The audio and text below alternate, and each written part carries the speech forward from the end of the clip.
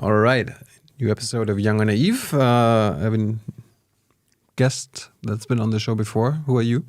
Omri Boehm, originally from Israel, professor of philosophy in New York. How are you, Omri? Pretty good. Tired, jet-lagged a little bit, but good. Good because? Good because I'm on vacation after a few weeks of hard work in New York. Mm-hmm. Good because I get to talk to you again. Mm-hmm. I'm well. So you've come out with a new book. It's called, in German, it's called Radikaler Universalismus. I tried to find the English version. Where's the English version, Omri? I haven't published the English version yet. You're asking maybe the most difficult question right at the start. Uh-huh. I haven't published the English version yet because I've been thinking about extending and changing some of the arguments, and I haven't come around to do it. So I haven't published it in English. So you wrote a book in English?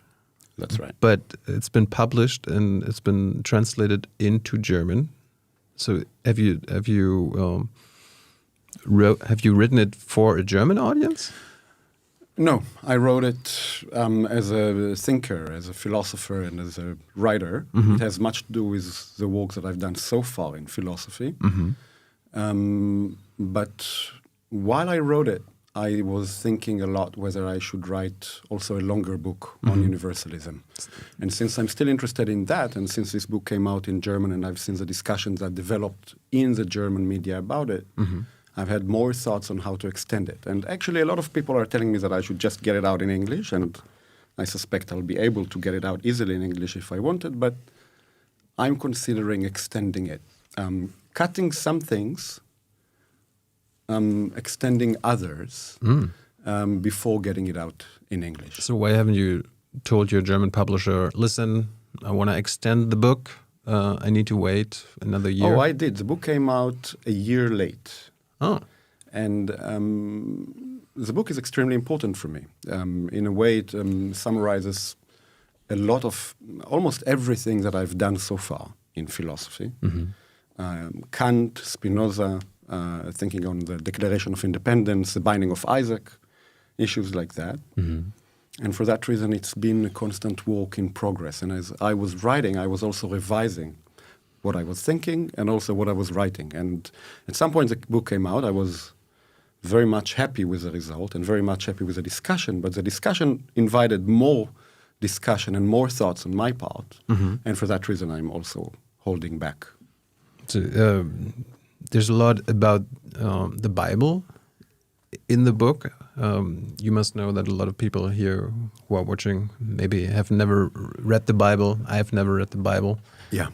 Is it important to know the Bible for understanding the book? Interesting. I don't think it's necessary to know the Bible in order to understand the book, but I think that it may be necessary to understand the Bible in order to understand in some corners how ambitious the book is in its attempt to redefine how we think about universalism. There is a certain idea that comes from the Bible about universal ideals of humanity, the notion of prophecy, the notion of monotheism. There's a question how is monotheism relates to our notion of universalism, for example. You can understand my argument about this without knowing the Bible. But if you do know the Bible and if you understand the controversies about it, say with a story like The Binding of Isaac, which is, one of the most important stories in the Western canon for sure, if you understand the radical transformation that I'm trying to suggest with my reinterpretation of that story, for example, then you are in position to maybe appreciate, for better and worse, to appreciate better what the book is trying to do. The main argument of the book does not depend on knowing the Bible any more than it depends on knowing Kant. The question of universalism in the end does not depend on this or that text. I was going to ask that too. Like, do I need to be a Kantian to understand what you're talking about? No, neither a Kantian nor a Bible expert. It would help to know it in order to understand what I'm trying to say, but hopefully the arguments are independent of those texts. So, how did you get the idea for the book, Radical Universalism? Good question. First, radical universalism, the notion of the radicalness of universalism. A lot of people ask me that. Why radical universalism? What is that? And the answer is that I don't know that. I have a research assistant who told me that once you understand my book, you understand that the concept of radical universalism is redundant. If you understand what I'm saying, the only thing you need is universalism, because the argument of the book is basically that all universalism is as such radical. So you don't need radical universalism. I have a reason why I actually still call the book Radical Universalism, and I don't mind explaining it. Mm-hmm. But the idea is that all universalism is radical, and that means uncompromising on certain values. Mm-hmm. They do not accept any tolerance in relation to certain values. Mm-hmm. The question is which ones and what does this mean? And this is something that can be debated. I call the book Radical Universalism because I thought that in order to understand this concept, we need to go back to the radix, to the origins of universalism. And once we do that, we understand that universalism as such is also radical in our sense of the term now, uncompromising. So let's start with the term. What does Universalismus, what does universalism actually mean? My universalism, when I employ the term, universalism can mean many things. When I employ the term and when I argue for a certain universalist position, it is a position that is first and foremost a position about value.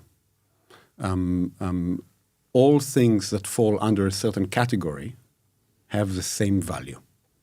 It's a theory about the value of things. Mm-hmm. Very important is that because it is a theory about value, it actually, I don't know if this sounds paradoxical or not, it actually depends on exclusions. It actually depends on hierarchies. Because if you claim that everything has the same value, then nothing has value. To say that something has value, this means to say that something that falls within a certain category, say all human beings, mm-hmm. have more value than what falls outside of this category. Animals. Yes, and this is, of course, already introduces questions, right? Mm-hmm. Animals, mm-hmm. tables, stones. Mm-hmm. To use this table, and I'm using it now, is not the same as using a human being. To use a donkey, the argument would be, right or wrong, still is not the same as enslaving a human being, right? To use a human being is to enslave. To use a donkey may be right or wrong, we can discuss that, but it's not the same as enslavement. That would be the argument. So first, my universalism, in my view, every universalism worthy of the name, is a statement about value. The idea that everything is just the same could be interpreted as a fully universalist statement, but one that undermines universalism, mm-hmm. because it makes everything of the same value, and therefore nothing is important. That's a position, the universalist position that I'm trying to defend, and it is very similar to humanism. So the idea that all humans are important, in fact, absolutely important, and more important than those things that are not human.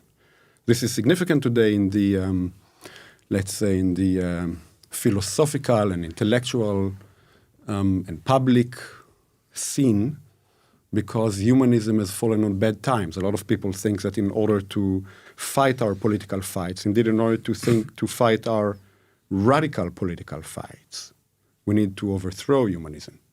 I think exactly the other way around. is a difference between humanism and universalism? Humanismus und Universalismus. I think they're very similar. In the position that I defend, they are actually rather similar. So even if there is a difference between them, they're not identical conceptually, such that if we understand the definition of each term, we see that they mean different things. In the end, they go hand in hand. To understand what it means to defend universalism, it means to defend the idea of humanity. If we can accept the idea of humanity as a basis of, or the origin of value, then we're defending universalism through humanism. Here is one way to put it, if you want the whole philosophy seminar here.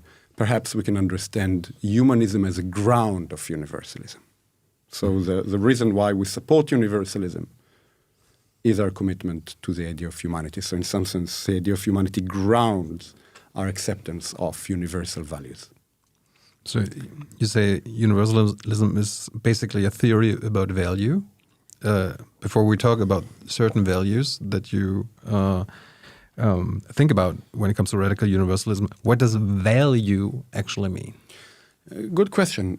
It would mean, for example, the respect that we have to this or that being, the commitment that we have to the rights of this or that being, and so forth and so forth. We have certain duties in relation to each other that we don't have in relation to other things. I have duties in relation to you. Really? Yes. I don't have those same duties in relation to this glass, for example. This is an easy case, but it's a good enough example. To recognize the value of some things is to recognize that you have duties in relation to those things, that they are important in some sense. I mean, when it comes to universalism, all you ever hear is about like human rights, but never about human duties. That's right, and I think this is a huge problem that shows us that we are not anymore universalists. I believe that a lot of the people who call themselves universalists aren't, and that's actually one reason, possibly the main reason. We can discuss that, but definitely a significant reason for why universalism has been so, not delegitimized, but has fallen on such bad times. A lot of the people who call themselves universalists, they think of the notion of what people call human rights. They think about them actually as predominantly citizen rights. The notion of thinking human rights has become extremely important. We can discuss why in a moment, maybe. The notion that we have certain duties in relation to other human beings. Duties, for example, to go against our interests, has become very difficult to defend. And we almost do not have institutions that defend that idea. We speak about human rights all the time. We more or less, most of the time, again, this is actually more complex and we can discuss the complexity. But we are, for the most of the time, we're discussing the rights of citizens even to pursue their interests, rather than we ask what are the duties of human beings in relation to one another. And often when you start thinking about the duties that we may have to one another as human beings, you discover that your duty is actually to go against your interest as a citizen. Say to accept refugees. Say to change the structure of taxes. Say to change the structure of the state, to look further to a discussion we're going to have about Israel as well. Say, maybe my duty as a human being in the state of Israel is also to recognize that the structure that favors me as a Jew is crushing the rights of other human beings, and for that reason, I have to change that structure, even if it's not my interest. The idea that as a human being I can have duties that actually check or censor my rights as a citizen is an idea that has become extremely difficult to defend, and the book is very much about that challenge. I mean, many people who are watching or listening to this are going to be like, "What, human rights? Yeah, I've heard of that, but I've never heard of human duties. There's no human duty watch in the world, no NGO. Why? That's part of the problem. And I'm not even sure that when we hear about human rights... Did you invent the term human duties? Oh, definitely not. It's an interesting fact about the history of, let's say, Western modern thought, that people often say, we know how to think rights, but we don't know how to think duties. Mm-hmm. You can even find people saying, all the thinkers of modernity, they have thematized the notion of right, but not the notion of duty. The notion of right is perceived as modern, as about human autonomy, freedom. Mm-hmm. The notion of duty is perceived as a certain religious baggage, right? Duties are for religious people. God comes and tells you, this is what you have to do. That's your duty. The notion that we can have as modern human beings duties sounds a certain religious baggage. It just so happens that there is this small figure in the history of Western modern thought, Immanuel Kant, who has seen the notion of duty as actually the main vehicle of understanding what it means to be human. The main vehicle of freedom is not our right, but our duty. Again, one of the things that this book is doing is trying to revive a certain Kantian relation to human freedom and human value by understanding that our duty is prior to our rights. It is because we are the type of beings who can have duties that we have rights. It is because I'm free that that I have to follow certain duties, says the categorical imperative. And because I am the type of a being who can have duties to do what I ought to do, that is actually what makes me important. That is what makes me a certain subject of absolute respect, why my rights cannot be crushed. The difference between, maybe another way of understanding this is to compare humans to animals. Animals can have rights. We speak about animal rights all the time. Mm-hmm. Now you can ask the further question. Why, if at all, don't donkeys have the same rights as human beings? Maybe they do. Well, here is one thing that donkeys, even if they have rights, they don't have. Duties. There's no donkey duties. The donkey does what the donkey does. But you cannot say that the donkey didn't do what the donkey ought to have done. Mm-hmm. You can't say this about a human being. If you can. By the way, maybe some people think that the notion of an ought, a strong ought, is false. If we can defend the idea that as human beings we have a duty, that shows something about our freedom, and for that reason about our importance. To use the being that is free to do its duty is not the same as to use a being that is not free to do its duty and does not have a duty. So perhaps to hurt a donkey is wrong because it's a living being that can feel pain. That's a very good reason not to hurt donkeys. It's a very good reason to let donkeys live without using them in certain ways. It is not the same of a crime as to use a being that can have the duty of doing what it ought to do. Now, the question remains whether we are this type of being, whether you can really say we have duties. Yeah, that's a separate question. Because if you tell me that I have certain human duties, doesn't that mean that hinders my freedom? Like if I want to be a free human being, I want to be free of duties. That's a very specific concept of freedom, which is not mine, and I think that you're in good company with probably, not to insult you, but a lot of other capitalists. Right? To be free is to be able to do whatever I want. That's the idea that freedom is the ability to choose between strawberry and chocolate ice cream, not to have to do something. That's not necessarily the deepest concept of freedom that we can think of. Arguably, we can think about a deeper concept of freedom that would say you are the most free when you're doing what you ought to do, when you're acting for a moral cause, right? When you're acting for a moral reason. And you do this not because you chose to do it, but because you chose something because it was the right thing to do, right? You can, you may feel that you're free when you're acting because you feel like acting this way. Often when you do something because you feel like doing it. You feel like going to the movies, you feel like buying an SUV, you feel like going fast on the highway, you feel like just doing whatever you want. Yeah. That feels like freedom. Yeah. The argument would be often when you behave this way, if not always, you're actually determined from the outside by your desires. Right? And that's actually plausible.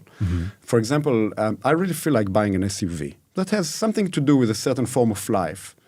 I'm just kidding. Yes, you give me this look.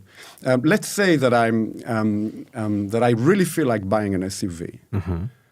That has something to do with a form of life that determines my desires in a certain way. The idea that this is freedom. If this is freedom, then we are ridiculous animals. Let's be honest about it. But isn't it my duty to support the German economy by buying an SUV? Well, you can start asking those questions. But if we are now asking the question, formulating it as a question of duties, we may end up in different places than we would end up if we're asking this about the rights. The people who think it's their right to have the big Porsche, to go fast on the highway, this is a silly example, right? Any other example will do insofar as this is about your desire, what you feel like doing.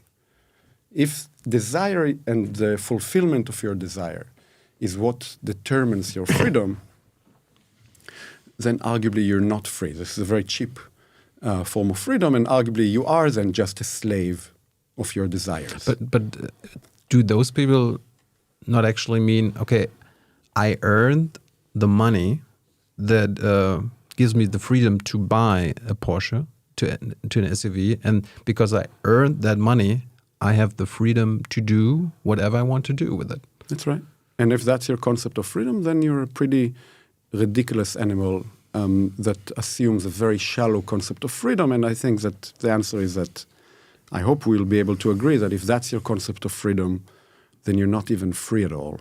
You're a slave of your desires, and the way in which your desires are determined by the market, by your need of food, by whatever, ideology, whatever it may be.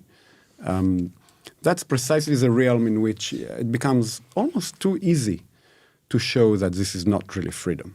But where does that idea of quasi-human duty-free freedom come from? Like, that's a very good question, and it's not easy to answer. But I will begin by asking a slightly different question. How can we think consistently the notion of freedom at all? That's also, again, the question that Kant is asking. And when I say Kant, I want to say the Enlightenment, for example, because we have a very cheap concept of what the Enlightenment is, right? We think the Enlightenment is often connected to some liberal values that very quickly get interpreted in those capitalist terms that undermine freedom, right? When someone like Kant, in the high day of Enlightenment, is trying to formulate a more robust sense of what freedom is, he is precisely understanding this problem, that perhaps if I follow my desire, if freedom is just the ability to satisfy my desires, I'm not free at all because my desires are always determined by some object in the world. Food, SUV, sex, what have you, right? That's a certain form of understanding freedom that's not deep enough. And he's trying to ask himself instead, this is now really a philosophy class, what are the conditions of possibility of thinking genuine freedom? What does it mean to really be able to say you're free if there is such a thing? Now it's about to get very complicated, arguably too complicated for us, but I'll try.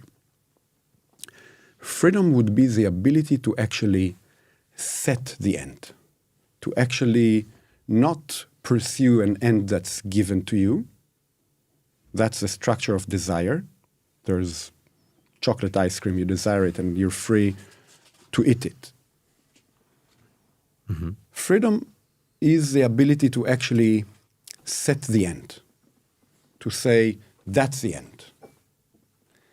If you're free to do that, if somehow we're the type of being who can actually set their own ends, then we're free. But what does that mean, setting the end? Setting the end is, the short answer will be, it is doing something because it is the right thing to do, right? Mm-hmm. You do something because, not for some other reason, not because it is your interest, but because you recognize that it is the right thing to do it. I don't lie because it is wrong to lie. It's not that I don't lie because it is a good strategy, for example, a wise politician doesn't lie. Let's suppose this is true. Probably not. A wise politician doesn't lie because if he's caught in a lie, this is bad for politics. Mm-hmm. There's a famous example in Kant. A wise shopkeeper doesn't cheat because if you're caught cheating, this is bad for business. If that's what you do, you're determined by the interest of the market, not to lie. Then you're not free. To be free is not to lie because it's wrong to lie. So the fact that the goodness itself is what determines your action is a source of freedom. That's, let's say, heuristically, the Kantian position. To do something because it is the right thing to do. So if I follow my interest because of my desire, that means that I'm not actually free. That's right. But if I follow my interest because I think that's the right thing to do, that means I'm free. That's correct, but then you don't follow your interests. And then when your interests are actually contradicted by the right thing to do, mm-hmm. then you would do the right thing and not follow your interests. Which means not buying the SUV. That's right. Can my desire also be the right thing to do? It can happen because yes. my desire is. I suppose most of the right time it isn't. No, I'm kidding. It can happen that what you desire to do happens to be the right thing. This will make you Mama Teresa. No, my desire is for me to always do the right thing. If that's your desire, you will be. It was a joke about Mama Teresa, but this will make you. That's the point. This will make you somewhere between a saint and an angel. Why? If your desire happens to be the right thing, because our desires are multiple and usually determined by precisely petty interests that are selfish and have less to do with the right thing. If your action can be primarily motivated not by your desire and your interest, but by doing the right thing, it can happen, and it happens, that there is actually, that's the overlap. Mm-hmm. Your desire or interest and the right thing. This can definitely happen. Mm-hmm. For example, in the case of the shopkeeper that I just mentioned, it's arguably a good marketing policy not to cheat your clients. Because in the long run, if you get caught, your clients will go to the competition. Mm-hmm. So not cheating your clients, that's an example where you can have this overlap, where you say, if I do my duty and don't lie, that can actually also be my interest. And now there will be an interesting question. Why do you do it? Do you do it because you do the right thing, which would mean that you're free? Or you do it because it is your interest? And the answer is nobody knows, and you will not be able to really know. The heart is a dark place. You will never really be able to know why it is that you did the right thing, because of your interest or because it was the right thing. it doesn't necessarily matter. Because we're now really asking here the more abstract question. What is a condition of the possibility of thinking freedom at all? And the answer is, to think freedom at all is to think of the being that does something because it's right, not because it's its interest to do it. In the moments in which there is a contradiction between your interest and the right thing to do, your desire and the right thing to do, it's allegedly, at least on a first pass, easier to tell whether you're acting for your duty as a free being, because you do the right thing, even if it's against your interests. In those moments, you can say, not easy, but you have at least a reason to judge that if you acted on your duty and not on your interests, then you did something because it was the right thing to do. That too is always difficult to judge, but this is really becoming too far-fetched. Philosophically, you will always be able to ask yourself, did I really do the right thing because it was right? Maybe I did it because I wanted glory. Maybe I did it because I wanted to be called a hero. Maybe I had other reasons to do it. That's always a question. Someone who knows this is Aristotle. That the question will always be there, whether you did the right thing because it's right. But in an interesting way, it's not necessarily the interesting question, because you don't have to decide whether you're going to, whether you're going to go to heaven or hell. Spoken now metaphorically, right? You don't know if you're good or free in that sense. You know what freedom is and how you ought to act. Whether you ever satisfy this or not is a different question, and possibly one that we cannot answer. So, if freedom means I follow the interest of doing the right thing, what is the right thing? How do I know what is the right thing? Well, instead of following my desire. The Kantian formulation of this would be to go from this internal logic and to universalize it in a way that you say to do the right thing is to do it such that it can always become a universal law. So to do the right thing is to do something that would never contradict the idea that everybody else would do the same, right? If everyone else will do the exact same, we'll see whether the action contradicts itself. If it contradicts itself, then it's not the right thing. If it doesn't contradict itself, then it is. That becomes, again, more difficult formulations of the categorical imperative. I believe, with Kant, that most people, most of the time, actually know very well what the right thing is. And that we don't need sophisticated formulations of the categorical imperative in order to decide whether they are allowed to do this or do that. Most of the time, if we think carefully enough, we know what's right or what's wrong, almost intuitively. The question of why formulating this philosophically in a more sophisticated way is a different one. Not necessarily the most relevant for us, but yeah. How do I learn not to go or follow my desire and to do the right thing?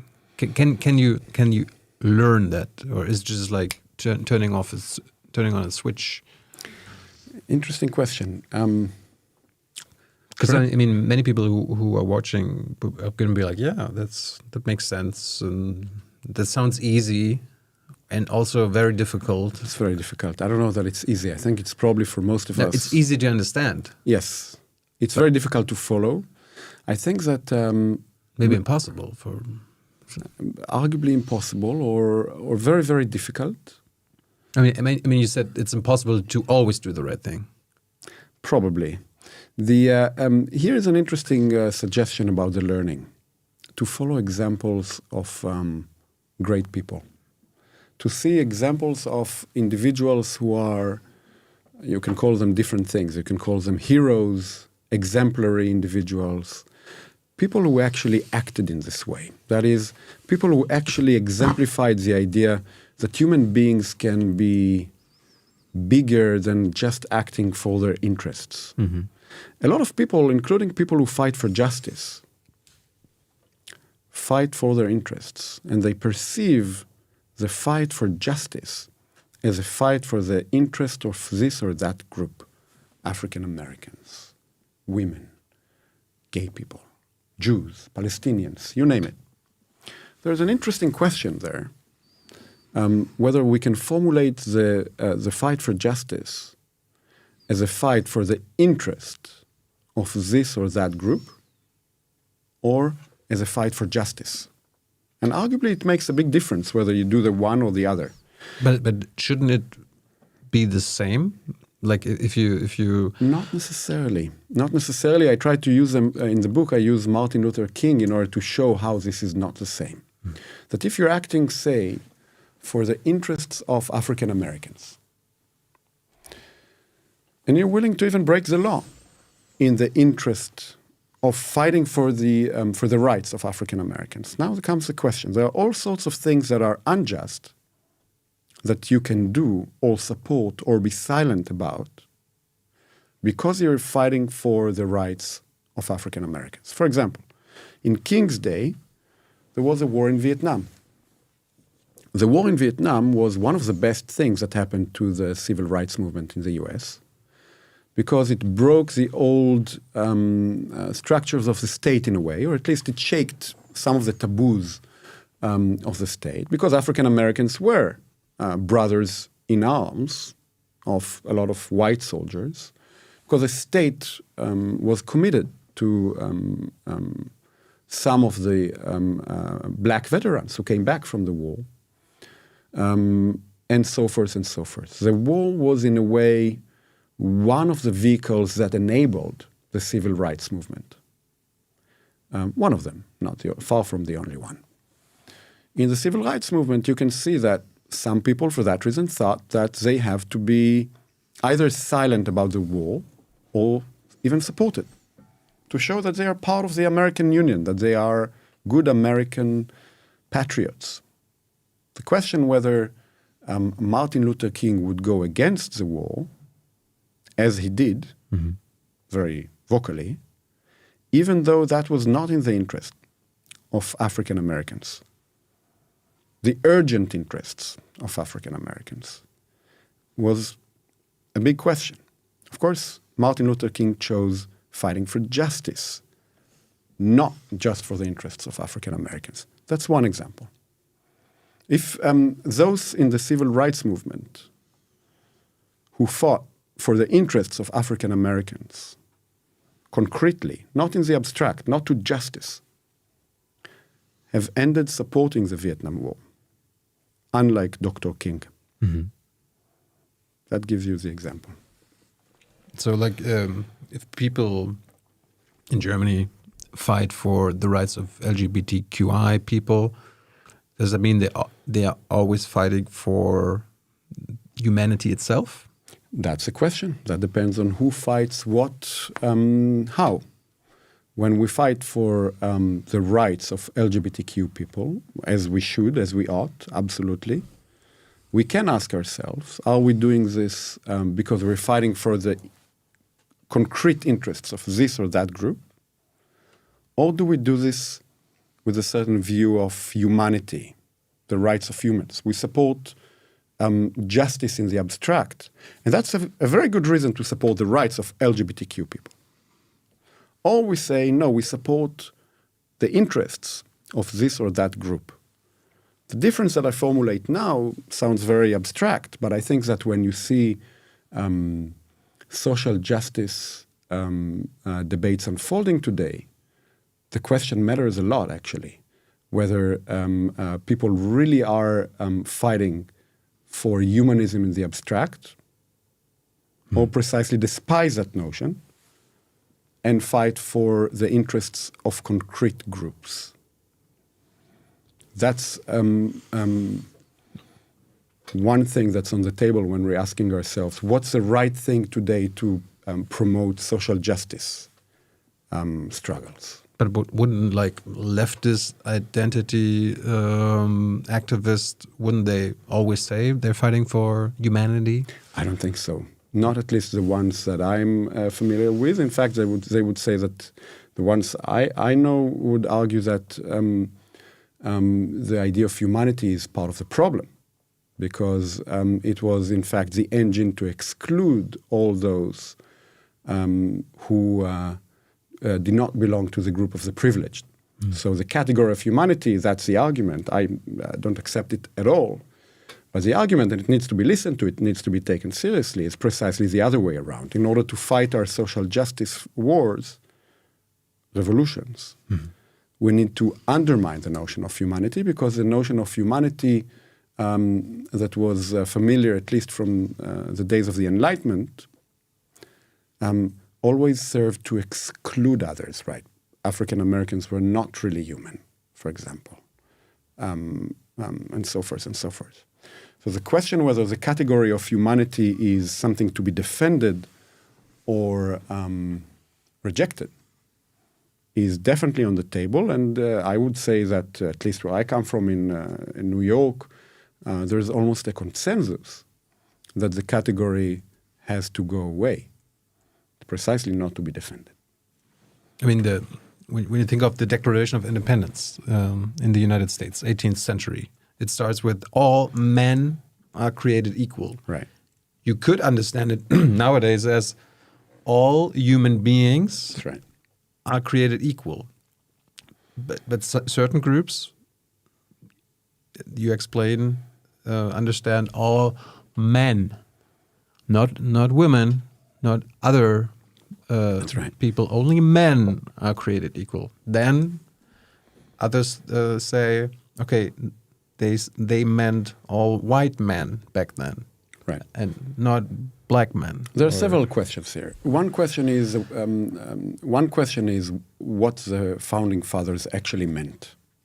I don't necessarily think this is the most interesting question, but I think it's interesting enough, right? Because the author is dead. We do not necessarily think that what, say, Jefferson intended when he wrote those sentences is what determines the meaning and the significance of those statements. But I think this is important enough in order to consider. So first, on the first pass, there is a tendency to say, when the founding fathers say all men are created equal, they mean men, literally men, and predominantly white. That's one level of argumentation. Well, this is false. I think we know that this is false. I try to even show this in the book. We know that this is false because if we look at the drafts of the document, then we can just show. I spare you now the details. We can show that when the founding fathers write men, all caps, by the way, they actually refer also to slaves. So this is just the earlier documents made that reference. So we know that when they say men, they mean human beings. I mean, back in the day, it was always like when you read literature, old literature, it's always like the realm of men. That's right. It was never called the realm of human beings. Like That's right. The Lord of the Rings and all this. They used men for human beings, which inherently is definitely problematic and deserves to be nowadays yes. questioned. Yeah. Nowadays is questioned. There are all sorts of questions of interpretation and of exclusion that would be associated with the question. What does it mean to use men for human beings? I don't want to deny this at all. Far, far from it.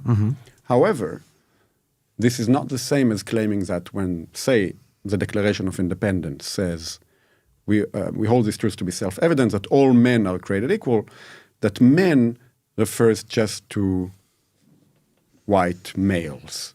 That's false. It refers to all human beings, and you can really show also to blacks, also to women. You can just show that the reference is, say, to the slave markets where men are bought and sold. I'll quote it again. This is more or less a quote. The founding fathers speak about the slave markets as criminal because they are markets where men are bought and sold. This shows you enough that when they say men, they also mean blacks and women, because women were bought and sold in those markets. That's not. I don't think this is the main I don't think this is the main question. The main question is, to the extent that when we say, or when the founding fathers say men and mean human, whether the category of human is something to be defended or not. Whether we want to say that we do want to think as humanists do, that humans are the foundation of value, or we think that that notion is what needs to be undermined in order to overcome our injustices. And I'm not sure if I understand it correctly, and you think that most people, when they fight to justice today, they actually want to fight for the rights of men or the rights of humanity. Not my impression. But that's what you think they ought to do. Yes, this is what I think they ought to do, and this is also why some of them think that I'm a reactionary Enlightenment Kantian. But this is definitely what I think they ought to do, and I claim that it makes a difference. Again, I think it makes a difference whether you fight for justice in the abstract and to humanity, or whether you fight to the interest of this or that group, which is excluded, which is victimized, and so forth and so forth. All is true. But the question is, what needs to be the engine motivating our concept of justice? Is it a choice to interpret this sentence, all men are created equal? Is it a choice to interpret it positively, like you? Like, okay, it refers to all human beings. And others choose the other interpretation, like, they mean white men. Is it a choice? An intellectual choice? I think those who interpret it as white men choose to do so and take the wrong choice. I do believe that when I interpret it in this way... It's not your choice?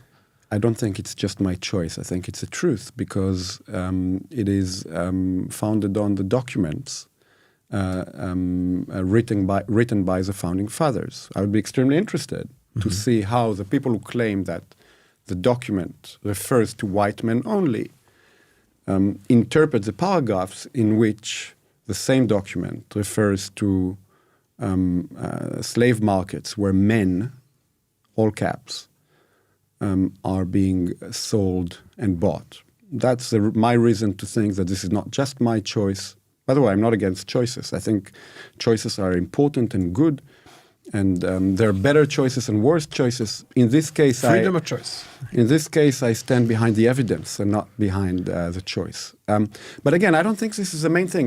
Even if we did not have this evidence, I would still interpret this paragraph in the same way. And I would argue this is not just a choice, but rather it's the right choice. It is a right choice because it is a right way to defend rights. It is a right way to defend duties, and so forth and so forth. Why was a sentence like that actually included into a document like this, or like the Article 1 of the German Constitution? Die Menschenwürde ist unantastbar. All men are created equal. Because these sentences were wrong in reality when they were written, and they in reality are still wrong, because the Würde des Menschen is being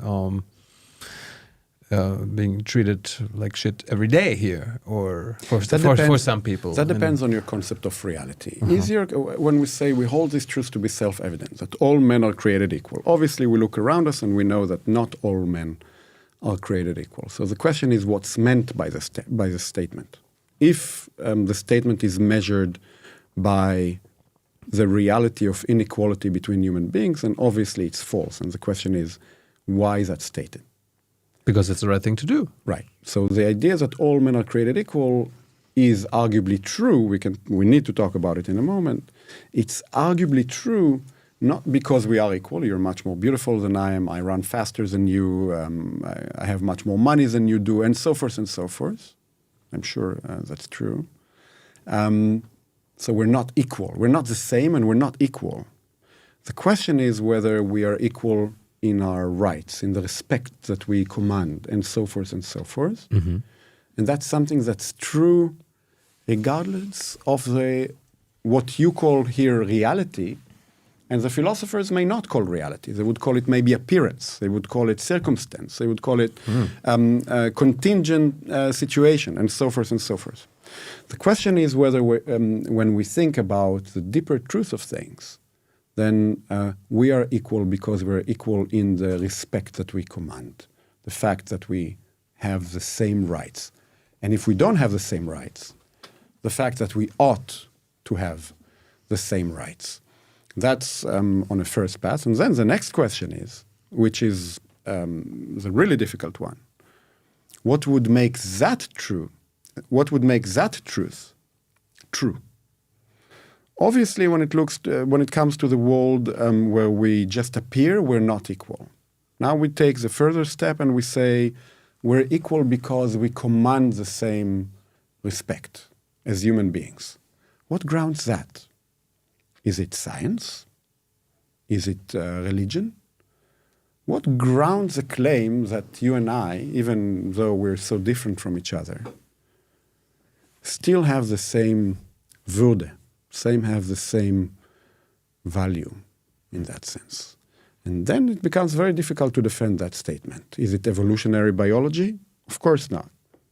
Perspective of, if you look at us as animals created by blind evolution, that's not a way to defend the idea that we have some respect beyond just our bodies. Mm-hmm. Is it God? Then you need to believe in God in order to ground that, and that's not going to do the trick, definitely not if reason or rationality is going to be necessary here to argue for our value. Very difficult to defend that idea. On the tip of the tongue, the answer will have to be freedom. To the extent that we have the same value as human beings, that will be because we're both capable of freedom in the same way. You wanted to talk about the all men are created equal. Is this actually true? That all human beings are created equal? Mm-hmm. I believe it is true, yeah. It's, yeah. But you only believe it? I only believe it. But I believe it deeply. Why can you only believe it? Because it does not depend on science, mm-hmm. and because it does not have any truth, any proof that can ground that truth. So I cannot show you, say, mathematically that this is true, and I definitely cannot appeal to science in order to defend it. But I'll do something more. Tilo, you're taking us to a real philosophy class, but that's fine. I'm comfortable with that. I like to be a student. I will say that if human beings exist, then they're free. And I know it. Because to be a human being as opposed to be an animal is to have that freedom.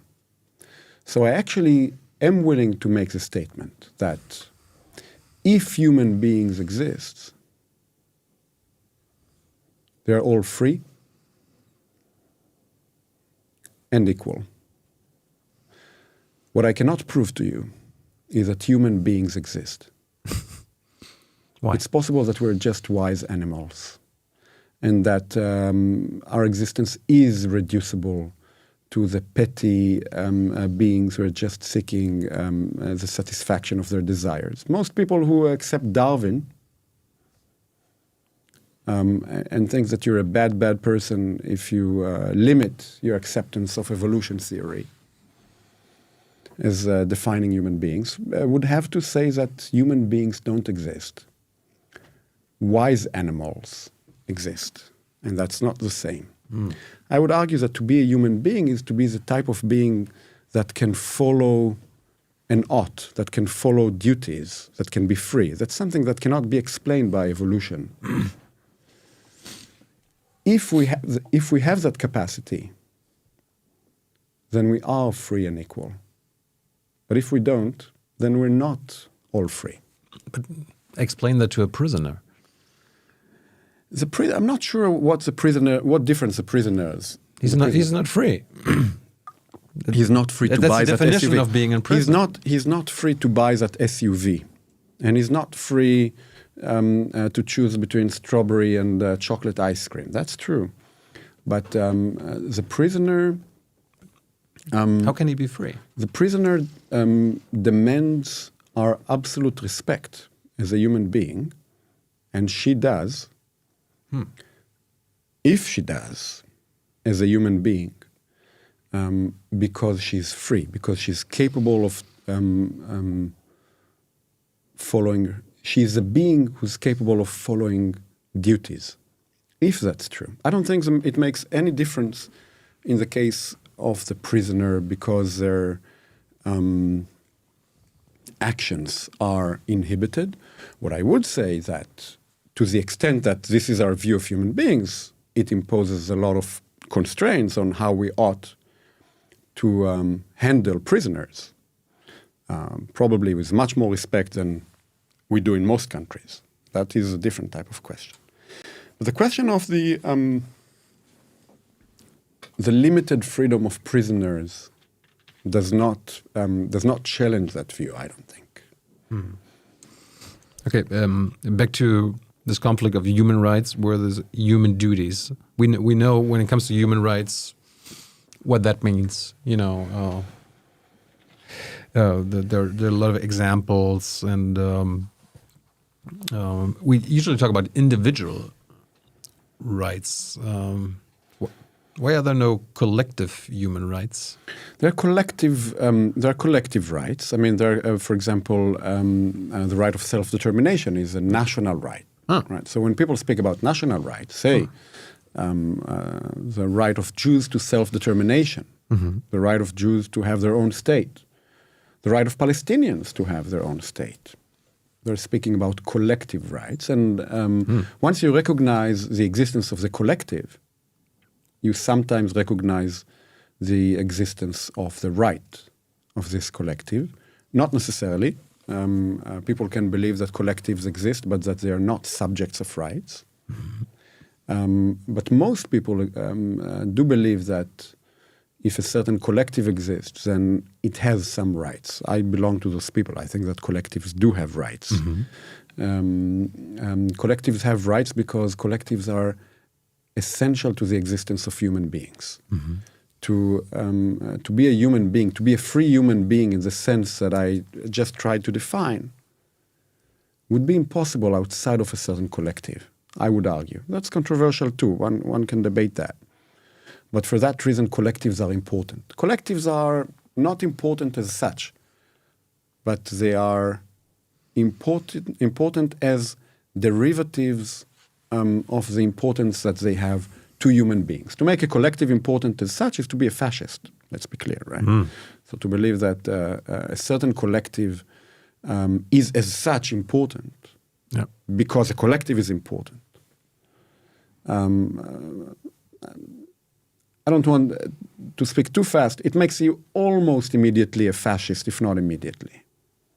But to realize that collectives are important means to the freedom of individuals, and for that reason, as means, not as ends, they are important, is, I think, very reasonable and, in fact, essential in order to understand the structure of human freedom. My freedom is tied to my language, my freedom is tied to my history, my freedom is tied to my identity as well, and so forth, in a certain dialectical relation.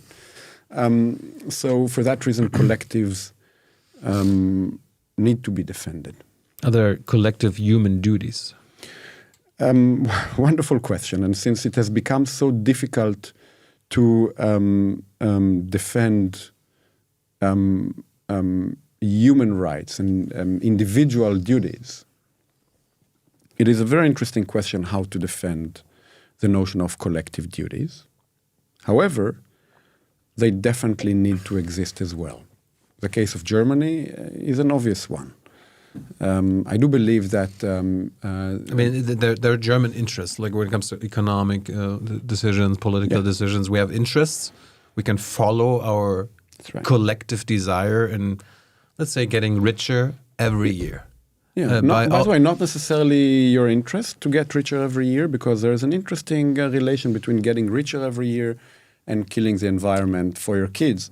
Of course, but the desire, nowadays, still is okay. We have to get richer to have a stable society.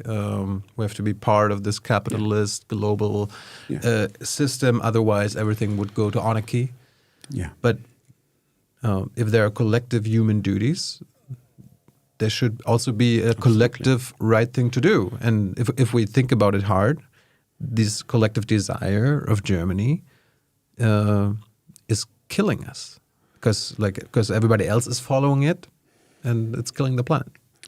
Yes. Also, what you perceive as your collective duties is killing you. I exaggerate just a little, but say the collective duty to stand in a certain way in relation to, say, the state of Israel is not killing you, but is an example of what it means for there to be a collective duty. Very important. I think there is such a collective duty. However, there is a question on how to interpret that duty and what it would mean to have that duty. Who's included in that collective duty and who's excluded from that collective duty. And I don't believe that the way in which this duty unfolds in Germany is productive. But you mean the collective duty of being in solidarity with the state of Israel? Mm-hmm. Because of our solidarity and a certain understanding of that solidarity, which is this now. I'm sure we'll talk about it at some point today. But yes, the collective duty of Germans to Jews in the abstract, that is too simplistic. To the state of Israel, that's already less simplistic. Definitely the notion of Israel as a raison d'etat, which is not a necessary interpretation and was not always the interpretation in Germany of Germany's duty to the Jews. Far from it. Mm-hmm. In any case, for our conversation on this now, this is just the question of the existence of collective duties. Mm-hmm. They exist. Okay. How to interpret them, how to go about them is a separate question. The Germans are not the only ones who have those duties. The Americans have a certain duty to their past, say, of slavery. Mm-hmm. They have those duties. I hope for most viewers this is uncontroversial. Mm-hmm. What to do about those duties is a separate question. Mm-hmm. How to interpret those duties. How do those duties relate to the self-interpretation of the people, of the state, is a separate question. Mm-hmm. The state of Israel has collective duties, say in relation to the Nakba, also in relation to the Holocaust. The state of Israel has a very special collective duty to defend Holocaust survivors.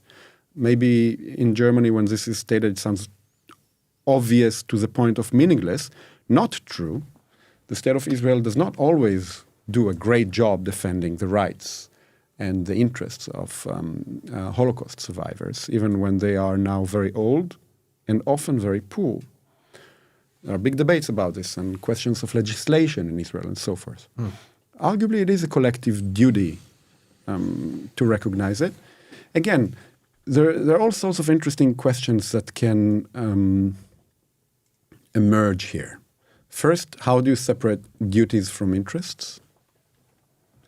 And second, what institutions should guard those duties? Mm-hmm. For example, to now really go flying in the other direction.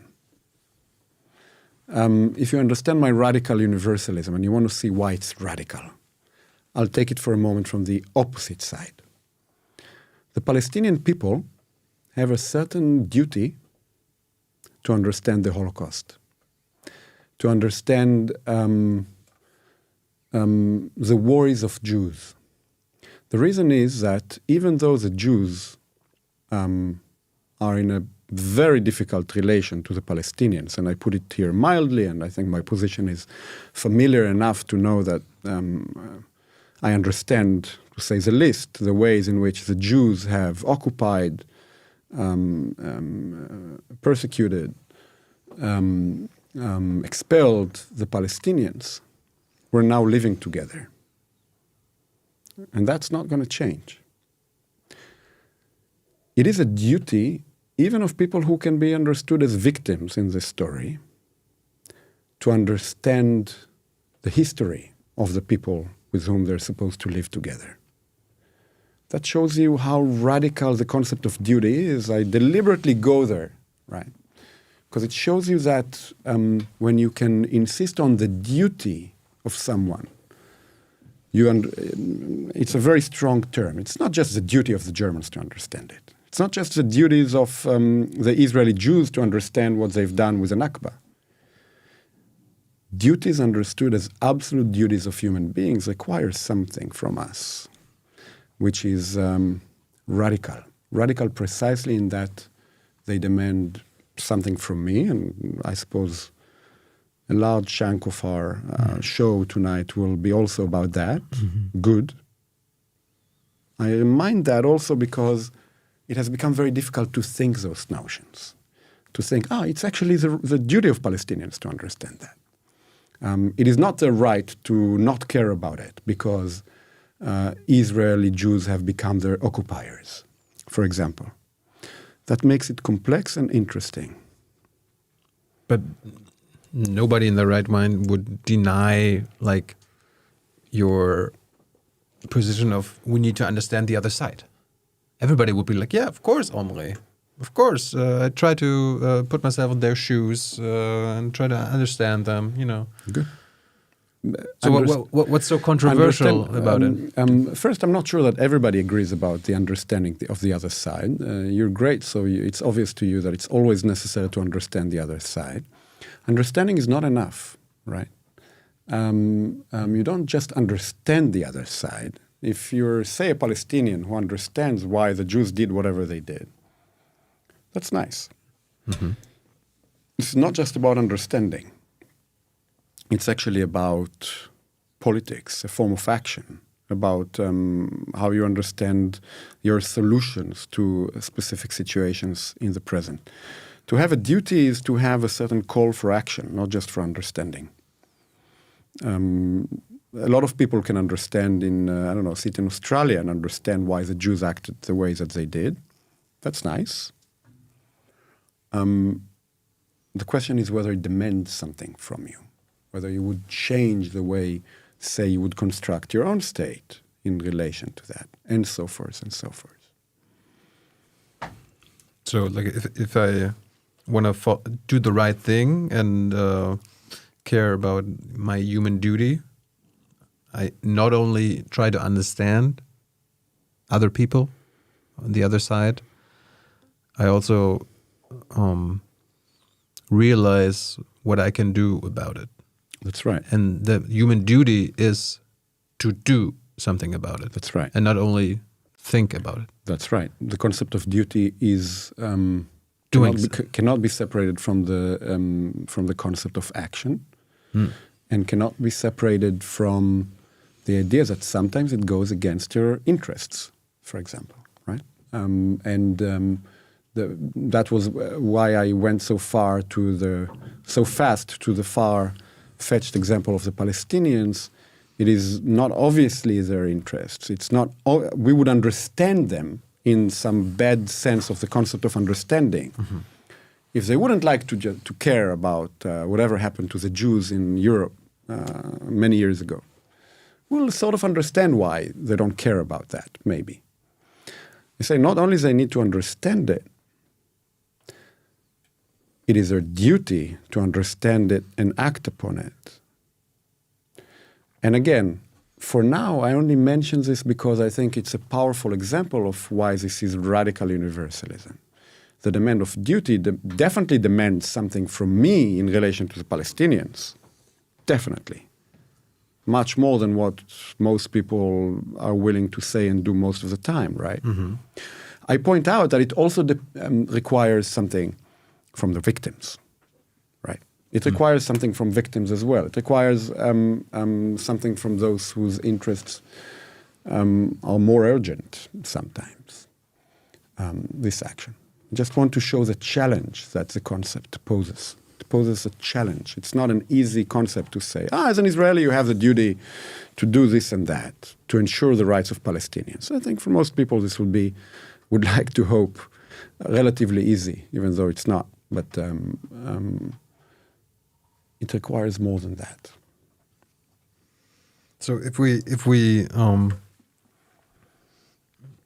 use your idea when it comes to like Western values, I mean the West claims, okay, these are universal ideas. These are universal values that we try to bring to the world, that we promote, that we are promoting in the world. Your critique is it's kind of false, kind of wishy-washy, in a sense that we only talk about the values, but we don't do something about it, like right. the duty. Right, that would be one form. That's right. That would be one form of criticizing some forms of allegedly Western universal values. First, get rid of the Western. If they're Western universal, then they're not universal. They're either universal values or they're not. If what are allegedly universal values are just the values of the West, then they're not universal. The question is whether there's a truth of the matter, that those are the values, and that it doesn't matter who invented them, where, and how. I mean, most of the time it's not Western universal values, it's like Western values, like westliche Werte. Yeah, when people speak that language, they don't even pretend to be universalists. And when they do, it only makes it worse. This is not the idea that we have Western values and that those Western values are universal. Exactly. And need to be embraced elsewhere is obviously false. And some people speak that language, and some people even believe that. I'm aware. This is, of course, bad colonialism, to throw in a word that hasn't been used today. But this is exactly what it is. There is a question whether we can defend universal values. The need to call them Western values is already assuming that we have failed to defend universal values. This is why we call them, the values of the West. Nice liberal enlightenment democracy. It's our form of life. We like to sort of call it also universal and important, exported to the rest of the world. If that's universal values, they're not universal. But don't we call it Western values because we think we invented them or we promoted them first and these are the best? If this is just the name, then it doesn't matter, and I suggest we get rid of it. The question is whether the values are universal, whether they are true of human beings regardless where they are and independently of our culture. This is, by the way, understood in this way, it again shows you the challenge, the difficulty. Mm-hmm. It's not easy to do that. It's not easy to defend here something that's beyond just our language, our time, our tradition. Mm-hmm. Not easy. Not even easy since, one way to think about it is language is never universal. Cannot be. But we think in language. Or do we? Mm-hmm. Interesting question. To the extent that that's a situation, it becomes very difficult to defend the notion of universal values. That's a challenge. Don't forget, I said, I would give you that if humans exist, they're all equal. To show that they do is more difficult. It's a similar problem. We want to talk about universal values, and I can understand the thought of universal values. To argue that they actually exist is very difficult. And the ways of, going to Western values and try to universalize them is never convincing. Not only never convincing, it's already from the get-go a contradiction in terms. So let's talk about certain values that in the West are being promoted. Like, let's start, because this is a journalism show, the freedom of the press. Yeah. It's regarded as a universal right. Good. To like a collective, but also an individual right. But then again, like when it comes to the West, everybody, all the Western states are silent when it comes to Julian Assange, for example. Of course, the West always contradicts Western values. I mean, I'm not sure I put it in the most accurate terms. The West often, not always, the West very often contradicts universal values. All the time. Yeah, that's what I'm talking about. Like another value, like democracy, promoting democracy. But then the West either part of Western states are not a democracy anymore. Of course. Well, I can think of... Just look at in Europe, like Hungary is turning into an authoritarian state. Western values are against oppression, people being oppressed. But we have friends. The West goes all the time against Western values. I'll say it again. The West goes all the time against Western values. But what does that mean? But wait a second. Just to be more specific. I don't care about those Western values so much. Let's talk again universal values. Because it sounds like, I agree, it doesn't mean much if we say the West goes against Western values. But the West goes against universal values. All the time. That's what you're saying. That's what I'm saying. When we say the West goes against Western values, it sounds paradoxical. Of course. Doesn't need to be. Doesn't need to be paradoxical, but it sounds paradoxical. It may be paradoxical even, Thilo, because I think that you were saying something that was deep and important. You said, what does it even mean? Maybe if we're saddled to the notion of Western values, then we just then look at history and we say those have been the values of the West. We do not contradict the values of the West. Those are the values of the West: colonialism, enslavement, and so forth and so forth. Mm-hmm. Those are the values of the West. The West is measured by its history. We don't contradict those values. Those are the values. But when we say there are universal values and they are independent from the tradition of the West, then it can become more interesting to say the West is contradicting them all the time. Let's not throw them away as if those universal values were Western values. When the West colonized, it was in contradiction to universalism. When the West enslaved, it was in contradiction to universal values. That is a question. But if you say the West goes against universal values all the time. All the time. Isn't the only logical conclusion that Western values, whatever they are not universal values? They're not. So, Yes. and some of them are. Some of them attempt to be. Some of them have aspired to be and miserably failed, and require criticism from the standpoint of universalism. But the West has definitely undermined universalism all the time. When I say all the time, sometimes it didn't, but all the time as a figure of speech. And a lot of its traditions, a lot of its ways of thinking have to be criticized deeply, sometimes revolutionized, in the name of universalism. Absolutely. But does it mean that we don't have any values at all? Or do we have fucked up values that are contradicting the universal values? We have values. It's an interesting question whether we have values that have value. But we have values. We have a form of life. We have things that we believe in. You mentioned, and I think we should go back to that, you mentioned the show called The Freedom of Press. Mm-hmm. I think this is an example of an important value, but needs to be discussed.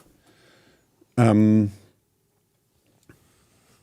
don't know how to define also Western values. You tell me what we mean by the term, and I will tell you how I understand it in relation to a certain universal duty or demand. What I meant, like, in the end, we do, like Germany or the West does things because we have certain interests. That's right. So, yeah.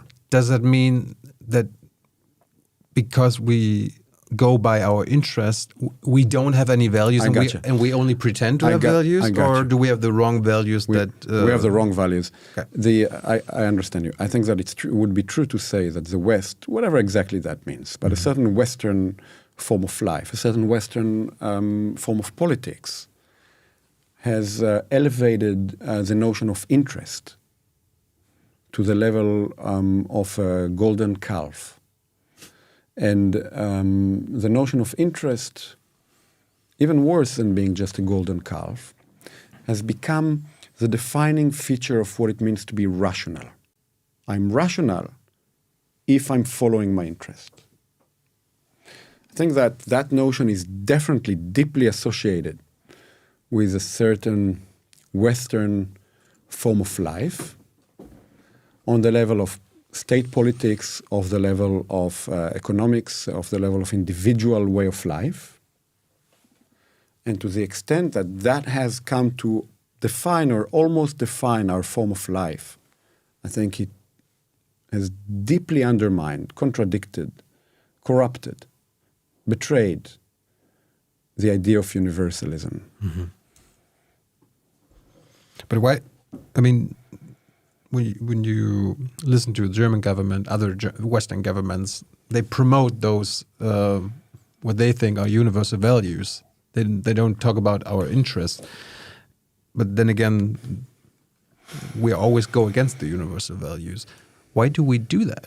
Like why do we do that? Why do we claim that we follow universal values? Why are we not being honest and be like, okay, this is how the world works? And well, some people are honest about this some of the time, and I think that I actually want to give some people some time. Maybe I'm naive and optimistic. I want to give some people sometimes the benefit of the doubt that they actually think that they're doing the right thing. And there can be arguments about whether we agree whether this is the right thing or not. But they genuinely believe that they're doing the right thing. Sometimes. Not always, I don't know if often even, and so forth and so forth. Mm-hmm.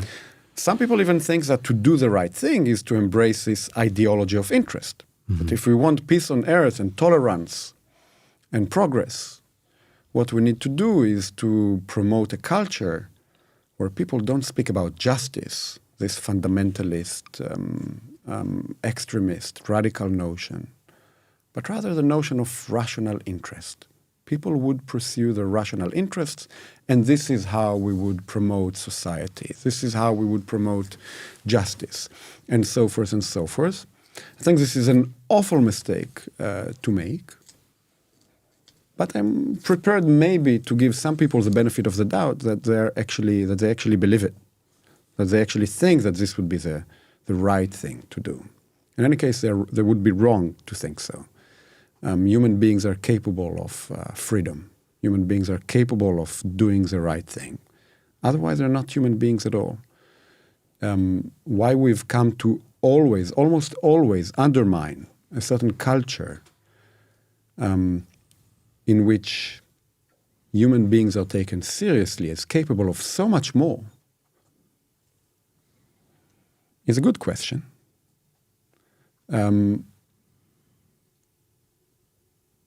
I suggest defending, first and foremost, the idea that we can criticize that culture, even revolutionize it, argue for more. And we look at those instances in history where we see people willing to argue for more and do more. Again, Martin Luther King is, for me, such a wonderful example of that. I think he gets it right in a fundamental way. Need not be the only one. Since we are talking about the West and its values and interest, do other parts of the world claim to follow universal values, or is it the West? And if so, why? Interesting question. I'm not sure that I know enough. I definitely know that other cultures, whatever that would mean, claim to follow universal values. We agree that the West is claiming that and is wrong about it. What about Israel? You're from Israel. Yes. Does Israel claim what we do, our foreign policy or policy? Definitely not, right? Israel never claimed to follow universal values, not even when it claimed to be a Jewish and democratic state. The idea was to do a particular politics that's defending the rights of Jews. The reason was very much had everything to do with the Holocaust, for example, and with persecution of Jews all over Europe. The need to defend the rights of Jews. That might be a very legitimate concern. Mm-hmm. it is not a claim to support universal values. The politics was always couched in the language of also supporting universal values, of defending liberal democracy, and so forth and so forth. But I don't think that the idea of Zionism was not supporting universalism. It was supporting the rights of Jews. The question was whether it could ever be brought to be consistent with universalist commitment. Mm-hmm. My view is no. Others sometimes think yes. Yet others think that it doesn't have to be. But the project was never one of universalism. It was never one of universalism. What does the role of power play in promoting universal values? I mean, the West, like militarily, is the most powerful That's right. actor in the world. I want to go back from the fact that the West is currently, maybe not for long, the most powerful actor in the world. We don't know how long that's going to stay. In the end, we definitely can imagine this changing now. In the end, we talk about the United States. That's right. We can already imagine that changing when we look at the world today. But I still want to go back to philosophy. There's an interesting relation between universalism and power, in the sense that there is an interesting question whether reason, the idea that we can act freely in a certain way, is not different from power, right? So I think that a lot of people on the right identify the notion of reason and power. They think that to be free is to have power. And unfortunately, a lot of people on the left nowadays think the same, that reason and power are the same. And if you're a nice Kantian like I am, who wants to speak about reason that's separate from power, then I'm some kind of a moderate who's, people would say, yes, Habermasian, someone is crushing my rights, and you suggest that I will enter a dialogue with them and explain to them that this is wrong. This is a complete false notion of what it means to be rational and what it means to enter a dialogue with people. However, there is a big question whether we can separate reason from power, the question of being free from having power or not. And I think that a certain concept of humanity, or even a certain abandonment of the concept of humanity, has produced the assumption that there is no difference between freedom and power. And for that reason, both the left and the right make a very similar assumption there. And when people try to argue for universalism, rational universalism that's associated with a different concept of freedom, the freedom to do the right thing, which can be different from having the power, you get dismissed as reactionary, moderate, romantic, enabler of the crushing of the rights of those who need to be defended. If you want to defend this or that group, you need to assume power. You don't need to argue about things. You need to understand the structure of power. That's an argument we hear a lot. So on the one hand, this so-called universalism that the West is promoting is actually a tool of the powerful. I think that's right. But it, like if I understand you correctly, it should be a concept against the powerful. Yes. Because the right thing to do is to balance out power. I think you're right. I think you're absolutely right about this, and that the concept of universalism should have been one of the main tools, if not weapons, to criticize and check and balance, say, the power of the West. Definitely not a tool in the hands of the West in order to further colonize others. You see, universalists know well that the West has colonized. You don't need to be a post-colonialist in order to know that there is such a thing as colonialism. You don't even need to be a post-colonialist thinker in order to realize that Western thinking has to be decolonized in order to fight against some awful trends of Western domination.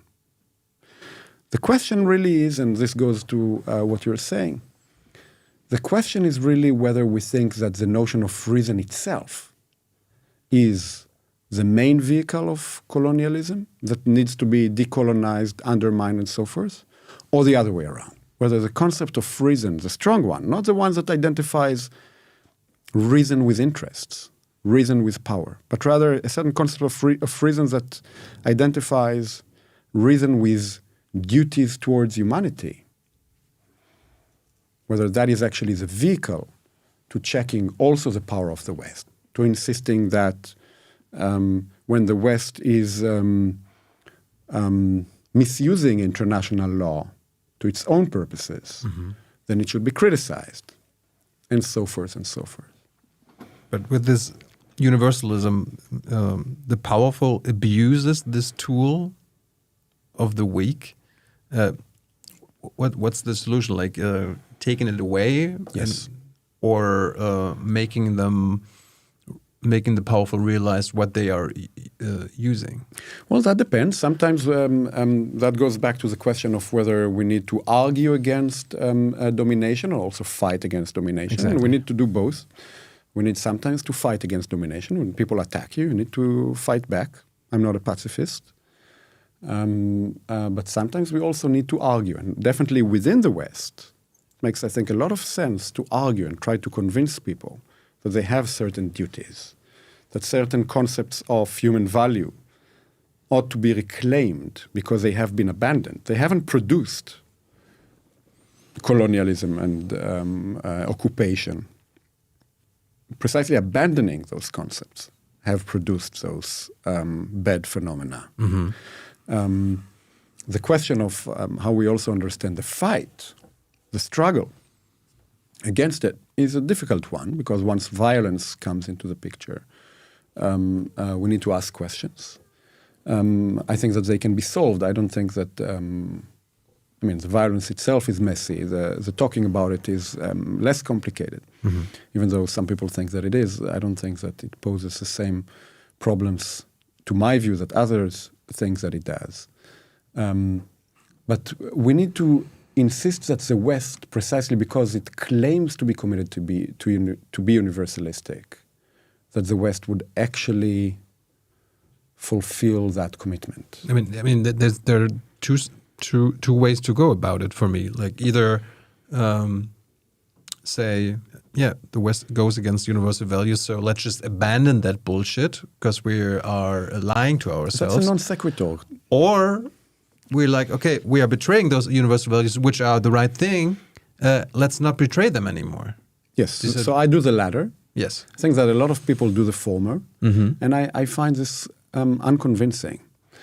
To say we've constantly betrayed those principles, so let's just abandon them. Yeah, it's not even a convincing statement. A lot of foreign politicians be like, yeah, let's stop pretending we're following values. Let's just be honest and be like, okay, these are our interests, and that's why we do this. Yeah, and they do that, and they need to be argued that they are what they do is awful and immoral. And Realpolitik, Omri. I've heard the term. Yes, well, if that's your position. But how do you argue against how I argue against realpolitik? Yeah. I need to convince people that they are wrong, and that if they do realpolitik, then they treat themselves and others as miserable animals. If this doesn't convince those people, then that is because those people are wrong. My job is to convince people that they should pursue not realpolitik, but a much deeper commitment to rights and duties. And my suspicion is, and that is why the situation is so difficult nowadays, that Also, the left is now allegedly doing realpolitik, but the realpolitik of the right people. We don't want to talk about those duties and rights. We'll do the realpolitik for African Americans, LGBTQ, Jews, Palestinians, and whatever group perceives itself as a group that needs to protect itself, does its own realpolitik. I would have thought that a certain position on the left should know better. I try to convince them by trying to show them that we have that tradition, that we know to speak this language, that we can feel it within ourselves, that we have deeper commitments, and so forth and so forth. If the people who pursue realpolitik at some point come and get you, start shooting, you may have to fight back. There will probably be a lot of people who are watching and listening and are like they are leftists who, fight for certain identity politics, and they're probably going to be like, "What the fuck? What did Omri just said? I'm doing the same thing that the right is doing." Can you explain that? They're doing, in some level, the same thing as the right is doing, and in some level they don't. I think that the difference between the right and the left is extremely important to maintain, and I don't think at all that fighting for LGBTQ, for African Americans, for whatever excluded community or identity group, fighting for their rights and their interests is definitely not the same as fighting, say, for the identity of the German nation. Right? Those are two different forms of identity politics, and I precisely want to insist that they're not the same. But how do we make the distinction? The one side fights for the majority, or the what they think of the majority, and the other side is fighting for all minority. I'm not sure why the majority would have less rights than the minority in that sense. If it's just fighting for different identity groups, then the question will be, what makes one position here legitimate? And there can be disagreements about the engines of change here and the arguments for change. What makes one position legitimate and maybe extremely important, and the other basically illegitimate? And the answer can only be that we're, in the end, defending a more abstract concept of justice. We're defending a certain notion of equality. I think that is something that, in fact, most people who argue for those identity groups most of the time would not deny, even though we're seeing that the logic becomes fuzzy and the language becomes confusing these days.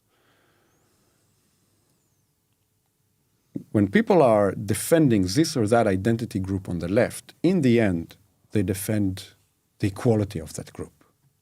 They don't want more rights to that group. They want to have equal rights of that group. To think that notion of equality, you will have to fall back again on the notion of humanity. If you don't have that, then very quickly you have given up on the notion of equality. Look, I'll put it this way. Think about the case of Zionism. Zionism is identity politics. And it is an identity politics that is as legitimate as there can be. Right? The Jews, definitely after the Holocaust, had good reasons to think that they require their own identity politics. No less than anybody else. The question is whether you think that notion as we're just defending the rights of Jews, or we're defending the rights of Jews because Jews are human beings like all others. And we really insist that all human beings are equal, and that no form of identity politics, no matter how justified, cannot override this. We really keep our eyes on the premise that the reason to defend the rights of Jews is not that they're Jews, but that they're human beings. Once we give up on that, we can have our identity politics go very far off.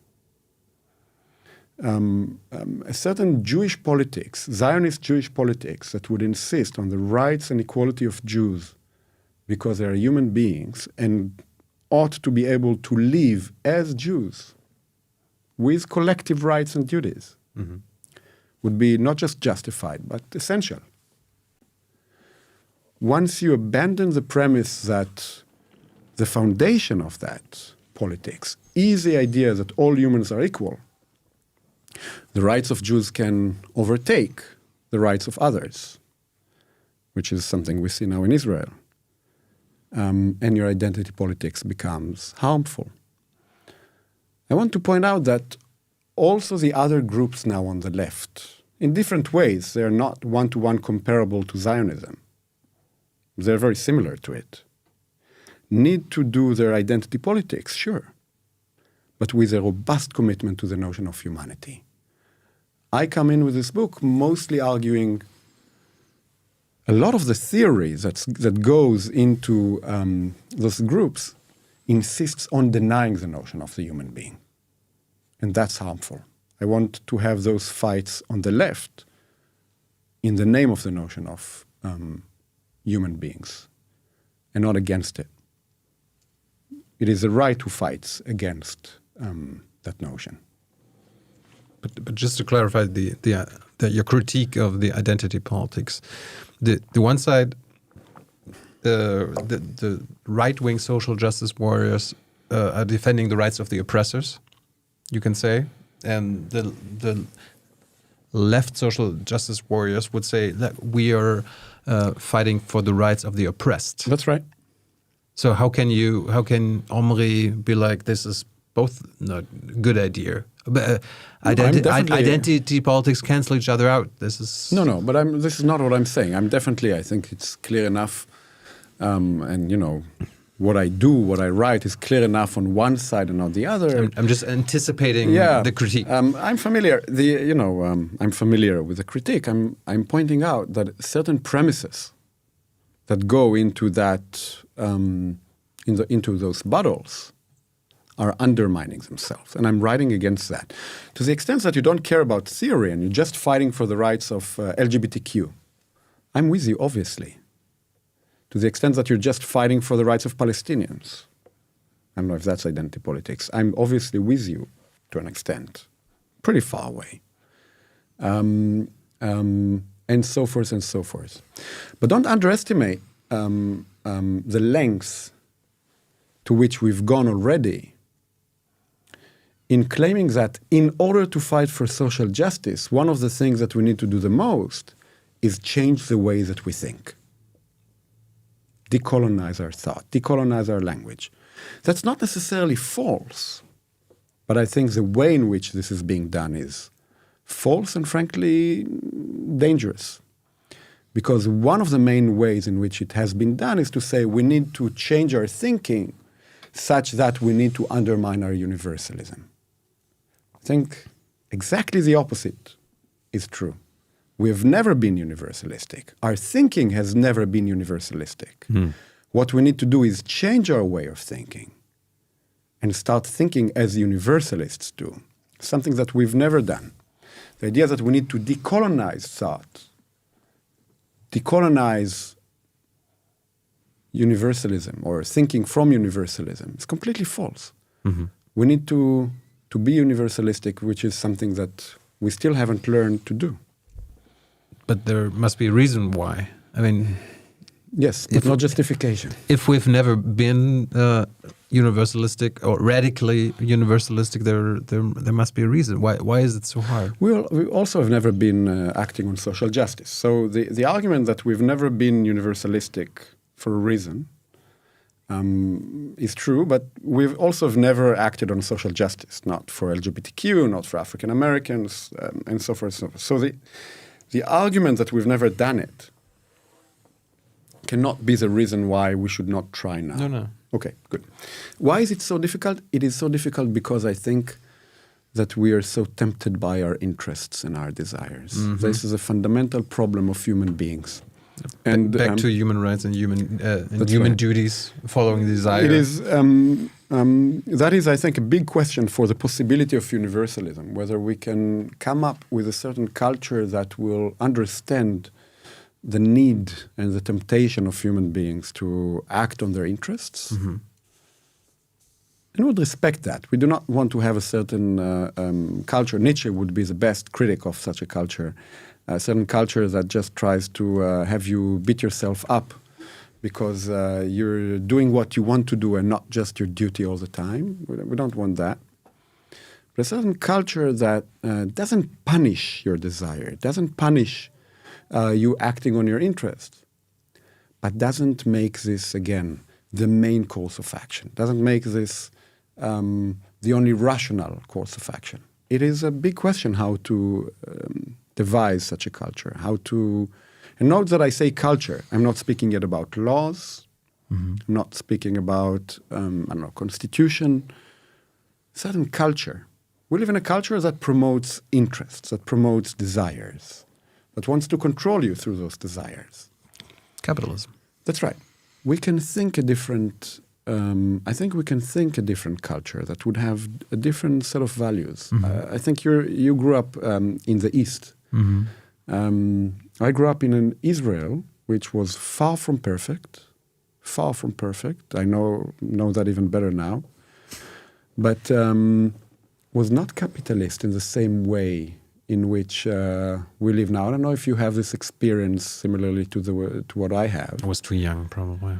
Too young, and also but maybe through my parents. East Germany was not the same as Israel in all sorts of ways. But I have a very clear memory of a different form of life that was very far, both from Tel Aviv, because I grew up on a mountain in the Galilee, far away from Tel Aviv, and definitely far away from America. Arguably did not celebrate desires and interests in the same way. It allowed something different. Can we imagine something like that? Can the nation state or nation states be promoters of universalism? Or is that a contradiction? Difficult question. Because the nation will always try to protect itself first and foremost, and that's the interest. I'm not a fan of the nation state in that sense, even though I think that nation states can do that. Look, that's all we have right now. I don't know if it's all we have, but it's one of the main vehicles we know, definitely in the West. I do believe that one very healthy thing that happened in Europe, and we have to protect and defend, and I'm not sure that we're doing a great job at it, is a notion of constitutional patriotism, which I think is lives well with a nation state. The idea that people can be German in virtue of their citizenship. So if Germany is a nation state for you, is it? But anyone can be German because they have German citizenship, if they acquire it. That's a great way of opening up the notion of the nation state in a way that would make humanism and the nation state compatible. At the moment in which the nation state, the notion of the nation, does not depend on citizenship, but on culture, on blood, on history, definitely the nation state cannot be a vehicle of universal humanism. I think that this is what is being now negotiated in Germany in many ways. It has been negotiated for many years, but we're seeing this now even more. German identity and the belonging to the German nation was, to some degree, never perfect, of course, to some degree, redefined after the war as something that you can be in virtue of being a German citizen. That has been a beautiful development and very successful one, even though, again, I'm aware that far from perfect, far from satisfactory, and so forth. The question is whether this can hold up. The question is what are the pressures on that concept now, and so forth. If in Israel we could have a state that's a nation state, but accepts all people as Israeli just in virtue of having the right citizenship, Israel could have been a nation state. But leave that. I actually don't think that. I don't think that Israel could be such a nation state. In Israel, I think the solution needs to be a binational one rather than a national one. And we talked about that in our first interview. That's right. I do not think that Israel can be a nation state. There cannot be an Israeli nation that would be similar to the German nation and would open up in the same way as we've seen here. And again, here too, very complicated, still needs to be walked about and defended, to say the least. You write about like I call it modest or modest universalism versus radical universalism. What would be like that? Like the moderate, the moderate. Yeah, the moderate universalism. Moderate universalism is, for me, fake universalism. Exactly. It is a people who claim that they're universalists, but they're not. Mm-hmm. That is, they say that they support the rule of law, mm-hmm. but the rule of law is actually attacking the rights of the minorities. They say that they do what I also call we universalism, right, or we liberalism. We Germans, we Americans, mm-hmm. we Israelis, and we are all liberal in our state and decide those values, but this we always excludes someone, right? In Israel, for me as an Israeli, it's easiest to point out, right? We are all Jewish in the Israeli state. We are all Israelis. Obviously excludes someone. The people who claim that they do universalist politics through the notion of the we are the fake universalists. They say we defend universalism through the notion of the we, and we all belong to the dear we, only to find out that, of course, whenever we say we exclude somebody.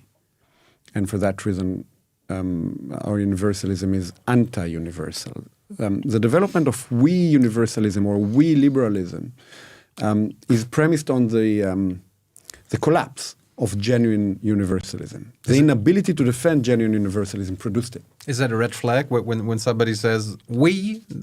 Absolutely. When I hear, I have this with someone like Mark Lilla or people like that, critics of identity, right? Usually the people who criticize identity politics say exactly that. The identity politicians, they undermine the notion of the we, right? They argue in the name of LGBTQ, this or that religious minority, this or that color, and so forth and so forth. They undermine the we. When I hear that, I always say, well, your we is also an identity. This we is always an identity group, and you're basically arguing one identity group against another. And this is also why the arguments are always so violent, because this is one identity against another. They actually are very similar to each other in their premises. And the question is, who's going to win? Which identity is going to win? True universalists do not appeal to the we. They appeal to the concept of human beings, not to our identity that has to be defended. The notion of constitutional patriotism that was developed in Germany after the war was an attempt to open up the notion of German identity, the German we, as in a way the wrong category to do liberal politics. It is not we Germans who do liberal politics, but rather citizens as such who belong to the German people and do liberal politics. That was a real achievement, a real step forward in the direction of opening up the identity of the nation in a way that would still would still have the structure of the nation state, and in a way that's not meaningless. For example, Germans still have their duties, say, to the Jews, to their history. Nobody should deny that the Germans have certain duties that come with being a German. Mm-hmm. But those duties no longer depend on blood. They no longer depend just on history and so forth and so forth. If someone thinks that they are German because they have the guilt of the Germans in relation to Jews, and they only have it because their grandparents were in the SS. And Turkish people in Germany whose parents do not share that, for that reason cannot be German in the same way. They have misunderstood what I think ought to be the main lesson of post-war Germany, which is that German national identity has to be opened up. So there is an interesting question. This is now galloping forward. There is an interesting question. How to understand the relation between constitutional patriotism and German duty, collective duty to the past, say. Someone who's written about this beautifully, and I'm in agreement with him, is Navid Kermani, who's written on this beautifully and has thematized very beautifully the notion of being German as a constitutional patriot, belonging to the German people. And this having nothing to do with the past of his family, his blood, and so forth. I think that is a challenge. That is the challenge, by the way. Very interesting when it applies to someone like Navid Kermani. More interesting when it applies to, say, a Jew, a German Jew. What do you make with a German Jew? He's German, like me, and has some duties to the past. This is where it becomes contradictory, not, but in tension. There are interesting questions to ask. I think that when it comes to human affairs, we can solve those tensions. If we need to insist on logic, then I would have the same position of Navid Kermani about this. That is to say, as a German, I'm committed to, I'm carrying the burden of German responsibility. I think that we can relax a little bit and not necessarily pursue all contradictions and resolve all problems. Is fighting climate change a universal concept? And because of that, are we failing it? I don't know the answer to that question, but I know how I think it needs to be addressed. The question is, are we fighting climate change because we fight for the planet? Or are we fighting climate change primarily because we're fighting for human beings? I mean, the planet doesn't care. This is what I think. But just possibly, some people who believe in a certain need to speak a different language about climate change think that we need to undermine humanism, which has given us everything that's wrong about our relation to the environment. I can explain maybe more in a moment.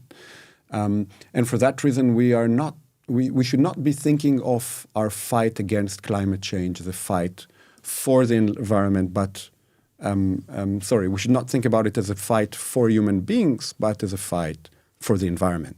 So the environment is a goal. The idea is, and this is something that's definitely a very strong current in philosophical thinking on environmental ethics today, is the idea that what has given us the situation with the environment is a certain concept of humanism. Because the idea that humans are in the center, that humans are important, has given us the idea, the allegedly Cartesian idea, Descartes' idea, that we are to be the masters and possessors of nature. There's a certain relation which I want very much to deny between the notion of humanism that I've defended here, the putting of humans in the center as the main subjects of value. And if you turn human beings into being the main absolute subjects of value, you make them very quickly the masters and possessors of nature. And as the controllers of nature, they produce the technology to control nature, to enslave nature, and so forth and so forth. The type of ideology that has given us climate change. So the idea is we need to dethrone the human. We need to change our humanism in order to fight climate change. That is not my view. I think that the view that humans are important and for that reason have the right to master and possess nature is again this bad way of thinking of humanism, which I'd like to deny from the get-go. If we want to think humans seriously, we need to think about them as much more than masters and possessors. I mean, the climate change endangers the life of billions of people on this planet, and not the planet itself. The planet will go on as it did for billions of years before. So some people will tell you that if you think the main thing about this is the life of people, you got it wrong, and you will just reproduce the same logic that has given you the situation. That is an interesting question. But that's why it's a human duty to do something. I believe so. Yeah, do something about it. But we don't do it. The right thing would actually be, okay, we look at the causes of this of climate change and do something about it because it's the right thing to do. It's a human duty, but we still follow our interest. We follow our desires. Germany, other states. We definitely undermine the duty to universalism when we follow our interests and desires rather than the duty to save the lives of human beings. But with climate change, this is different than other topics because it could create or destroy completely human life. Completely. So even within that topic, we're not thinking universal. Why not? I mean, we can think about the problem as a problem of denying universalism. We don't act universalist. Oh, we don't. Definitely not. Yeah. But that's the only way to do something about it. I think so. The only way to motivate, the only way to understand what is so wrong about climate change, I think, is to understand that we're putting the existence of humanity as such in danger. But if humanity as such is not a category we appeal to, then not, there is this famous line in Nietzsche. I believe this is in an early text by Nietzsche, on truth and lie in extramoral sense. He says, in a small corner of glittering universe, on some small and out-of-the-way star, there were clever animals who invented knowledge. Mm. They were the stupidest, meaningless creatures ever produced. And one day, when the star will stop living and the clever animals will have to die, nothing would have happened. That's your nihilism, right? That's a sort of nihilistic concept of, look, if there will stop to be life on Earth, human life on Earth, nothing will happen from the perspective of the universe. That's the question of humanism, right? The question whether the lives of human beings are somehow important or you just view them as contingent consequences of blind evolution on some corner in the universe. And those clever animals in the end were not as clever as we thought, and they were the causes of their own destruction. But once again, once they're gone, nothing would have happened. The question is whether, if human beings are gone, something has happened, something important. To think that, we need to think that human beings are important. That is not so easy today, to think of human beings as more than just wise animals. Can capitalism be a part of your radical universalism? Since you were talking about human beings as being... Capitalism as we know it, no. And the reason is that capitalism as we know it treats human beings as means rather than ends. Mm-hmm. It seeks to use people and almost reduces them to means. Some forms of capitalism that are much more moderate could perhaps be... I wouldn't say that from my view of universalism, you necessarily need to go all the way to communism or completely full socialism. I'm not sure what the alternatives would be. Very difficult to... I just imagine the end of the world. As Zizek would put it correctly, we can imagine the end of the world, but we cannot imagine the end of capitalism. This is very true about me now, because I just did imagine the end of the world and not the end of capitalism. But and you can only come up with the alternative communism, socialism. That's right. Very, very... we could create something new. Very flat. Yeah. But that's my fault here. But the answer is that capitalism of the sort that we know is inconsistent with strong universalism, because it reduces the concept of freedom to this notion of interest, and because it uses human beings as means. Some form of free market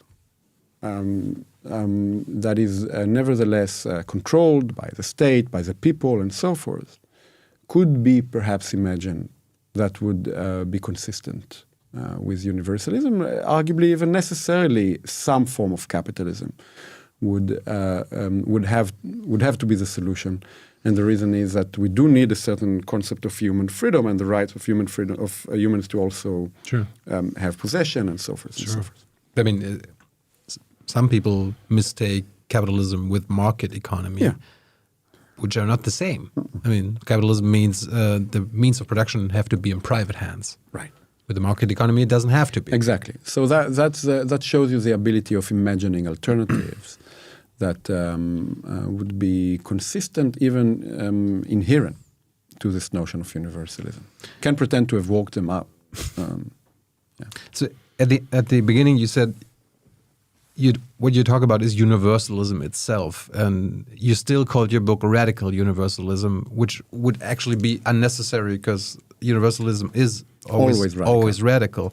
But what does this radical mean? I mean, when you Karl Marx defined radikal as an die Wurzel des Problems. Exactly. Gehen. Where do you go? I'm there. So I'm happy with that notion. And that is why I call it Radikaler Universalismus. Not necessarily because I'm going with Marx hand in hand, but because I want to go to the origin to the origin of the problem.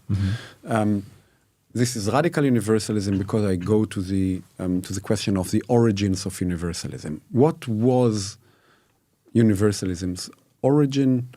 I'm trying to uncover it or try to revitalize the original motivations behind universalism when it emerged. And I have there two arguments. One of them, it goes back to what you asked me. It's right at the start about Bible. I try to show that the universalist concept was or did emerge with monotheism, but not necessarily monotheism as we think about it most of the time. I can say a word about that in a moment. And in the Enlightenment, not necessarily with the movement of Enlightenment, but with Kant's criticism of that movement. First, for monotheism. A lot of people often think what I deny, that universalism is tied to monotheism, namely the idea that there is one God. If you think that there is one God, who gives law to the whole of the universe. And not many gods. Exactly. Just one. If there are many gods, then you can have many different systems of values, many different authorities, many different laws, and so forth and so forth. If you have one, then one system of laws, of truth, of value is true everywhere and the same, because God created the universe and gave it one law. That's the idea. That's how often, roughly, the relation between monotheism and universalism gets interpreted. I think this is not completely wrong, but not accurate and not deep enough. What I try to show in the book is that the genuine biblical notion of monotheism and its relation to universalism is much more radical than that. Radical now in the sense of uncompromising or strong. Namely, in the notion that I try to show this on the using the story of the binding of Isaac, the Opferung Isaaks. God is only one, or there is only one true God who gave one law but authority is still in human hands. There is actually a law that is even above the law of God, because justice, universal justice, stands even beyond the authority of God, and for that reason, beyond the authority of any state, any human norm, any human interest, and so forth. If we can, is that the scene where Abraham does not kill his? He does not kill his son, but he allegedly agrees to kill his son.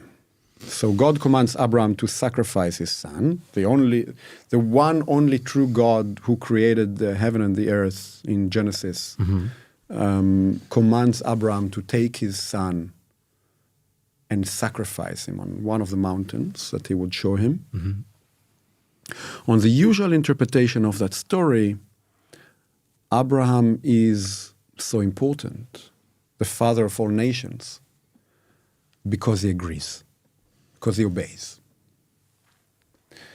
Now, that is a very problematic relation between law, obedience, and universalism, right? If God can undermine justice, undermine the just law by decision, by will, then God has this absolute authority. And Abraham is a slave. That's right. Exactly. That's exactly right.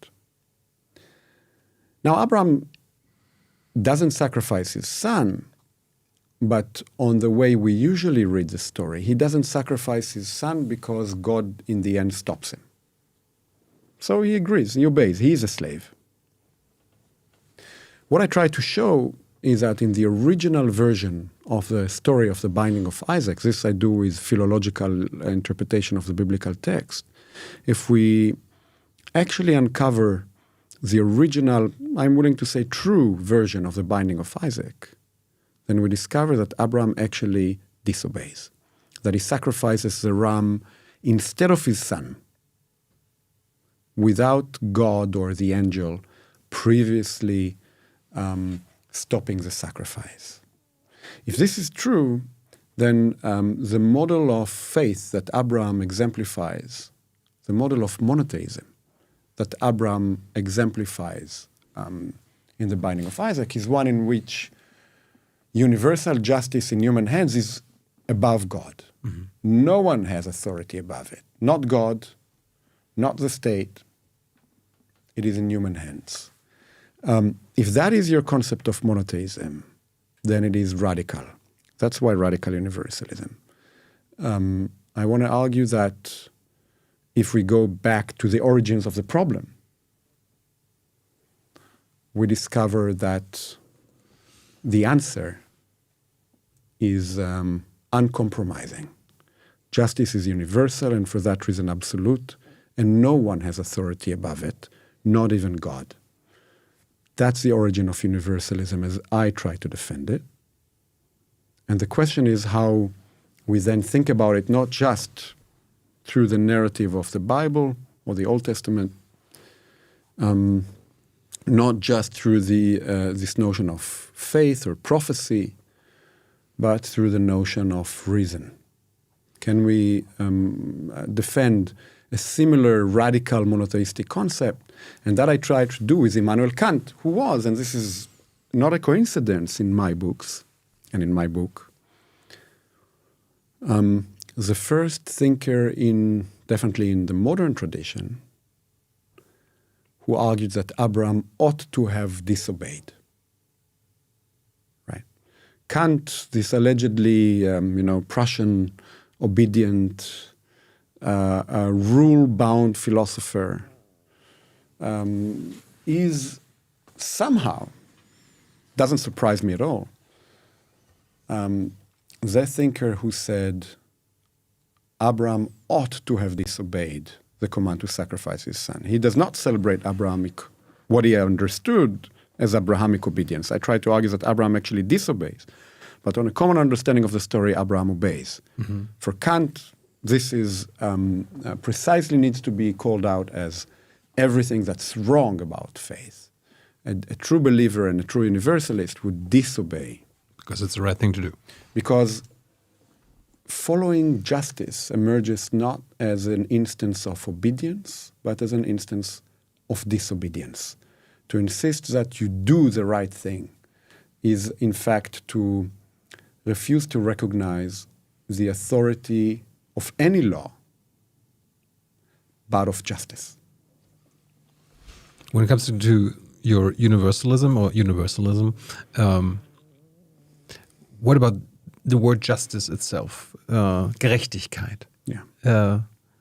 Isn't the problem that every human being maybe understands something different of that word? Like for you, something might be justified that for me it isn't. Yeah. So is it like a collective definition of justice?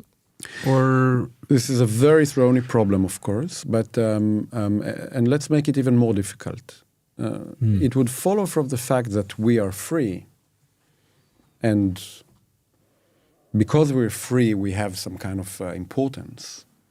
That if we're free, we're also free to determine our own concepts of justice. Right? So I do not recognize any human being as free if I don't recognize the fact that they have the ability to have different concepts of what justice is. So the problem is a serious philosophical problem. We should not just, shove it under the carpet. I would try to argue that we can and ought recognize different concepts of justice and respect them, but only respect them because they are concepts of justice of human beings, of different human beings. That also puts a certain limit on our tolerance. By all means, I tolerate different concepts of justice. But I don't forget that I tolerate different concepts of justice because they are concepts of justice of human beings. Concepts of justice that would now undermine the notion that human beings have those rights need not be tolerated anymore. So, the Nazis, it's an easy example, but philosophers sometimes require only easy examples. It's legal experts who need to work hard on those things. I'm just kidding. We can also think difficult examples later on if you'd like. The Nazis had a certain concept of justice. Should not be respected. Even though a lot of people really believe that, and a lot of people's form of life depended on that. I do not have any respect to that. The reason is that it is a form of life that undermines completely the foundation of any respect to a form of life. So I have no tolerance of this. By the way, similarly, even though the cases need not be comparable, they can be compared, they don't have to be compared. The economy of slaves and slavery, especially in the South in the United States, before the Civil War. People like to speak about this as an economy. It was not just an economy. It was a whole culture. There was a whole culture there of people who have a certain form of life. Do I need to tolerate it? I obviously don't tolerate it, and I don't tolerate it because it is a form of life that goes against the very idea of humanity. The commitment to respect something cannot itself undermine the grounds of any commitments to respect. Once there is a certain form of life that completely undermines the foundations of authority, the foundations of justice, it does not require our respect. Different systems of value that may be contradictory, that we may have tensions with, that we may criticize and question, can exist without undermining justice at its very foundation. This is where I would generally put the limit. I mean, would it be philosophically okay if I don't respect, like, the German idea of justice? Because what's the German idea of justice? Like, hopefully that's Immanuel Kant's categorical imperative. I'm kidding. Yeah. No, but like Germany as a nation, how we act, how we do business, how we make money, how we control and control the society is not good for other human beings in the world. We talked about climate change, and you should criticize it, and you should criticize it. And I would still recognize that this German way of life, or I'm not sure what we're talking about here. Are we talking about German law, German culture, German economy, German government? It's difficult. We need to be very clear on what we're talking about. There is a certain structure in Germany of... No, I mean, we talked about capitalism as well. Like, we tell ourselves in Germany it's not capitalism, it's soziale Marktwirtschaft. And we tell ourselves it's sozial, and it makes the difference. It needs to be harshly criticized, but respected. I would say that it needs to be, respected in the sense that I understand that some people believe that. Yes. And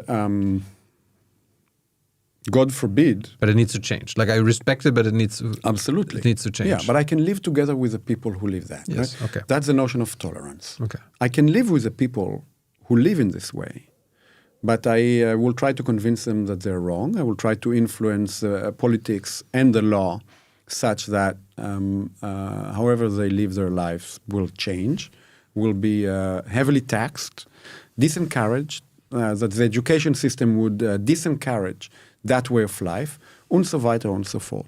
But I can live with these people. What I meant, the way of life, our way of life is not sustainable. It's not. And if something is not sustainable, can it be still universal? Interesting question. I suppose it can be, but this is not what we're looking at. Some forms of life that are not sustainable can be universal. Because this is complicated, but because just arguably the value of human beings does not depend on them staying alive. It's possible that if life is the highest value, then we're already back with the concept that we don't have human beings, but we have wise animals. And the most important thing about them is not that they're free, but that they are alive. Very tempting today to think, life is so important. The idea that life is important and life is important. But if it's the main value, then we're already back with a concept that has arguably degraded all values. At least my view is that values need to be defended by freedom, not by life. So you could have imagined the circumstance. We don't need to go there here, but you could have imagined the circumstance in which human beings will not survive, but would preserve human dignity.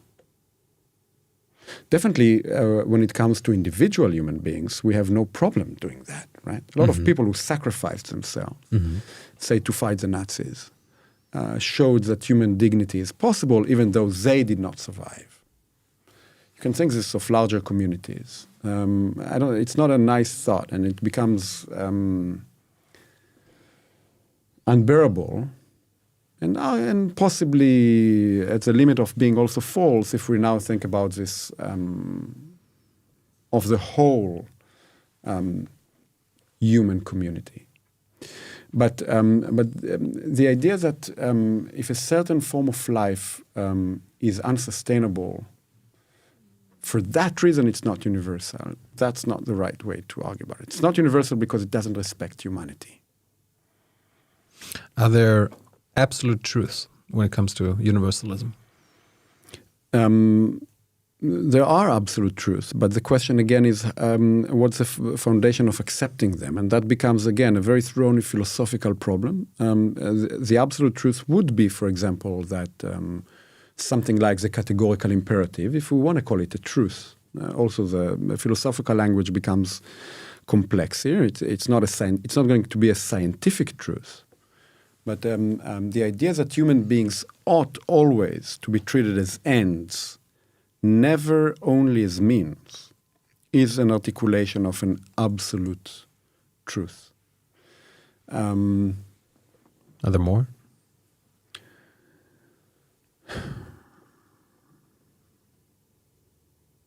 I doubt it. So there would one. Be very important. There would be very important truths that would follow from that. But there's only one absolute truth. There is the categorical imperative. Look, the truths of mathematics, for example, are not absolute in this sense. They depend on something. They would depend on the existence of mind. They depend on the existence of space. There are all sorts of ways of trying to account for, say, the truth of mathematics or the truth of logic. It becomes even more interesting with the truth of logic. Is the principle of non-contradiction absolute in the strong sense of the term? Or is the notion of non-contradiction slightly less than absolute? Difficult question. That's why you're here. My view is that the principle of non-contradiction is not absolute, that freedom is prior. But this is difficult and difficult to defend. Final question when it comes to your book. We're going to talk about Israel next. Your I don't want to say solution, but your proposal to who should advocate your radical universalism is a few people should do it. Like who should start out? Like, do you mean like there needs to be prophets of radical universalism, like conveying the truth through chosen ones? The notion of prophecy is complicated here. I used before the notion of examples. I think that we need exemplary individuals. Leading by example. Leading by example, who show us. This can be, by the way, in the grand example, like a Martin Luther King, but it can also be sometimes in your neighbor next door. People that exemplify the idea that human beings are free and that they're capable of more than just their petty seeking of interests and desires, that they can, that we can ask for more. That's right. I think that we need such individuals. I think that we are in desperate need of such individuals. We don't see them often, not in the political realm, not elsewhere as far as I can tell. But we require that today. But like, I thought like at the beginning I asked you like I always want to do the right thing, and you kind of laughed and were like, yeah, you got to be Mother Teresa. But if you say okay, there needs to be people who are leading by example, don't they always have to do the right thing then? Because I don't think they always have to do the right thing. Because otherwise the other side will always be like, ha ha ha, look. Oh, this happens. Omri is following his desire. He's not leading by example. Never happens. Universalism is bullshit. Yeah. Look,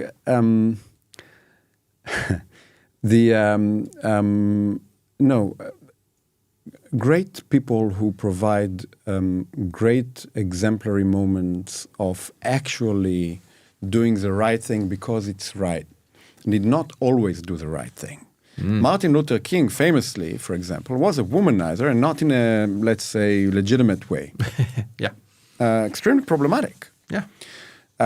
My prophets are not saints, and they don't need to be. By the way, one thing that we see today about identity politics, right, is that everybody who's not a saint gets cancelled. Would have been very easy to cancel Martin Luther King because of his relation to women, by the way.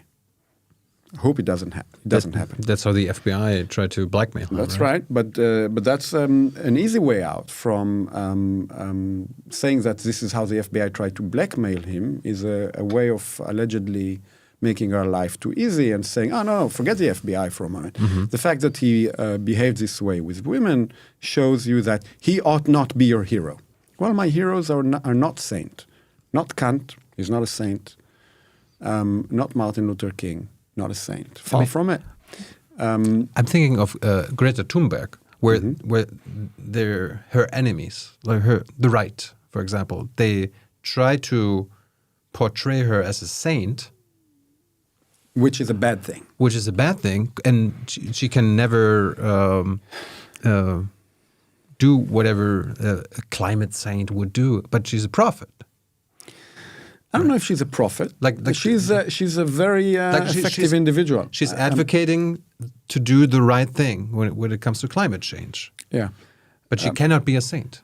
But the right, the other side, tries to portray her as a saint. I trust those who are not saints. People who are saints usually, I would tend to trust them less. I don't know her well enough in order to now decide whether she should receive the thing above the head or not. But I agree that a certain trend of mocking the saints, I would be friendly to. If someone behaves too much as a saint, for some reason I don't trust them. I think that people can be heroes, prophets, exemplary individuals who teach us something about the capacity of humans to do the right thing because it's right on a grand level. Does not mean that they are not also human now in the other sense of the term. Can be tempted by their desires, can do also wrong, can be tragic heroes, and so forth and so forth. Those who are saints are, I would usually, I would be suspicious. I was talking about this kind of shit move by the other side. Yeah. Like making someone who's maybe a prophet, like a very important person for a cause, into a saint. Yeah. Which I'm here. I worry about both sides here, though. Of course, I see the side that says, she's a saint, and that's such a bad thing. I'm worried about the identity politicians who, if you're not a saint, they would cancel you, and I think that exists.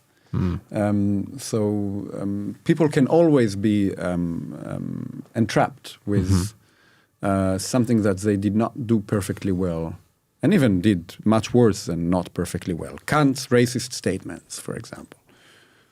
Then Kant is a racist. An example. This is now too simplistic, the way I put it with Kant.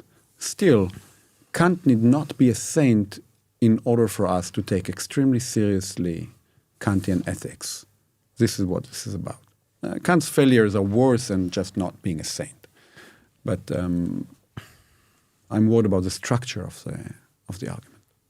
So that was the part on Radikaler Universalismus, your book. If you have any questions for Omri, let me know. Kira's going to collect them in the chat, and we're going to talk about it in the end. Let's talk about Israel and the state of Israel. Maybe as a bridge. Much easier topic. I doubt that, but maybe as a bridge from your book is because we talked about your Haifa Republic, your idea of a binational state in the first interview we did 2 years ago. Isn't your idea of a Haifa Republic a Jewish Palestinian identity politics thing? Yes and no. I want to go against the identity politics of the Zionism on the one side and some forms of understanding Palestinian liberation through post-colonialism, let's call it, on the other. The idea of the Haifa Republic is precisely to have a state that is has identities. I'm not an enemy of identities, but does not define its laws through identity, right? I said before, I spoke about my suspicion of we liberalism. I'm against the we liberalism. I believe that the we needs to come always in the end. Sure, there are identities. They need to be defended by the state. The we doesn't need to be to get the to decide the law. The law need not be in the service of the we. The idea of the Haifa Republic is precisely that. It's the idea of taking the Jewish state, which is an obvious example of the we coming before the law, an idea that also undermines, in my view, the notion of the rule of law, and trying to render it a binational concept where all human beings are equal as citizens on the whole territory, and their collective identities, extremely important, are secondary to that notion, to the notion of citizenship. So everybody shares sovereignty in one state on the whole territory, and that state defends the collective identities, the different collective identities, through a federative structure. Precisely overcoming identity politics. We talked about exactly that the last interview, as I said, for more than 2 hours. So let's talk about the situation now. We just yesterday, on December 29th, 2022, the 37th government of Israel was formally formed. Maybe let's start out with, did you vote? I didn't vote. You're an Israeli. Why didn't you vote? I didn't vote because I'm not allowed to vote when I'm not in the country. Oh, really? No mail-in or something? No. Israeli law forbids voting in absentia. I mean, there's so many Israeli Jews and Israelis around the world. That's right. And they're not allowed to vote when they're outside of the country. That's also an interesting concept. I'm against it, obviously. I have flown in to vote a couple of times, but not this time. I don't think it would have made a big difference. Maybe I'm wrong about that. Were you resigned before the election? Sorry? Were you resigned as in, it's not going to matter, this is going to turn out bad? I'm not sure I was resigned, and I'm not even sure anymore that it's true that my vote would not have made a difference. It could have made a difference. People should, in general, vote. But flying in from New York to Israel in order to vote is a big thing. I would have definitely, from Germany, for example, I would have flown in. From New York, it becomes complicated and expensive. What the state should do, rather, I don't think this is now my, not fulfilling my civil duties, but rather the state, in a way, suppressing votes by not having the obvious mechanisms that are supposed to enable voting by mail, voting in the embassy, and so forth and so forth. Why does the State of Israel does not do that? Why don't they do that? It's an interesting question why the State of Israel doesn't do this. I think that one likely reason is the fact that all Jews can become citizens automatically. The fact that all Jews can become citizens automatically means that a lot of people who don't live there and don't plan on living there can in an instance receive citizenship and then just go away. And there is an interesting relation there between the fact that all Jews can be immediately naturalized and the fact that you have to suppress the votes of people and say, well, if you vote, we'll give you citizenship. We'll give all Jews immediate citizenship. But if you want to vote, you have to be here.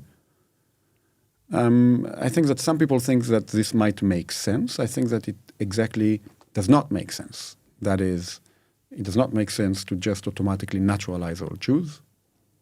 And it does not make sense to suppress voting. Rather, there should be a concept of citizenship that does not just automatically naturalize all Jews, but does insist that all citizens exercise their right or are given the opportunity to exercise the right of vote. I will add one more thing about this. There are around 700,000 Jews who do not live in Israel, or do they? But they do vote. Those are the settlers. Oh. This is a little fact that is often not noticed. I think people do not notice it. 700,000 settlers live, or do they, outside of the borders of the State of Israel, and they vote where they live. in the occupied territory Yes. of the West Bank, Yes. which is not Israel. The state law does specify that in order to vote, you need to be in Israel and to vote at a ballot within Israel. And those people vote. Of course, there is a sub-clause in Israeli basic law that administrates that, of course. But when people say that the West Bank hasn't been annexed and so forth, this fact is not taken seriously enough, I think. The fact that Israel does not recognize voting in absentia, but that 10% of its Jewish population votes allegedly outside of the country shows that the territory has been at least de facto annexed. The question is at what stage you cross the border from the de facto to the de jure. Yeah? And to me, that would be a big step that proves a lot. Unfortunately, part of the problem is that what we recognize as such a step or not depends really on politics and on politics of interpretation. And for that reason, people just don't care. The people who don't realize that for, 56 years, Israel has controlled this territory. Jews who live there vote there. The laws that the parliament legislates apply to them. And so forth, and still claims that the territory is not annexed. The people who don't accept that, to be honest, will not be convinced by rational argument. They just would not recognize it. And very, very little that we can say to them would convince them. So that is the truth. Of course, I have to ask, if people in the occupied territories are allowed to vote, were the Palestinians who live in the occupied territory allowed to vote? If there were Israeli citizens, that yes, and it's possible that there is someone like that, even though I suspect that there's almost no one, or maybe someone, or maybe none at all, right? Palestinian Israelis, Palestinian citizens of the state of Israel don't tend to live in the occupied territories. It's an interesting question whether, for example... these people are also controlled by the Israeli government. Oh, yeah. Oh, sorry, the Palestinians who live in the West Bank definitely are not allowed to vote. Sorry, I thought that was taken for granted. They are controlled by the Israeli government, but they do not vote to that government. So only the Jewish settlers are allowed to vote? Yeah, the Jewish settlers, citizens. I thought that you were asking a separate question, which is, if an Israeli Palestinian was to live in the West Bank, would they vote? And the answer is probably yes, and actually there are some people like that, I suppose. But...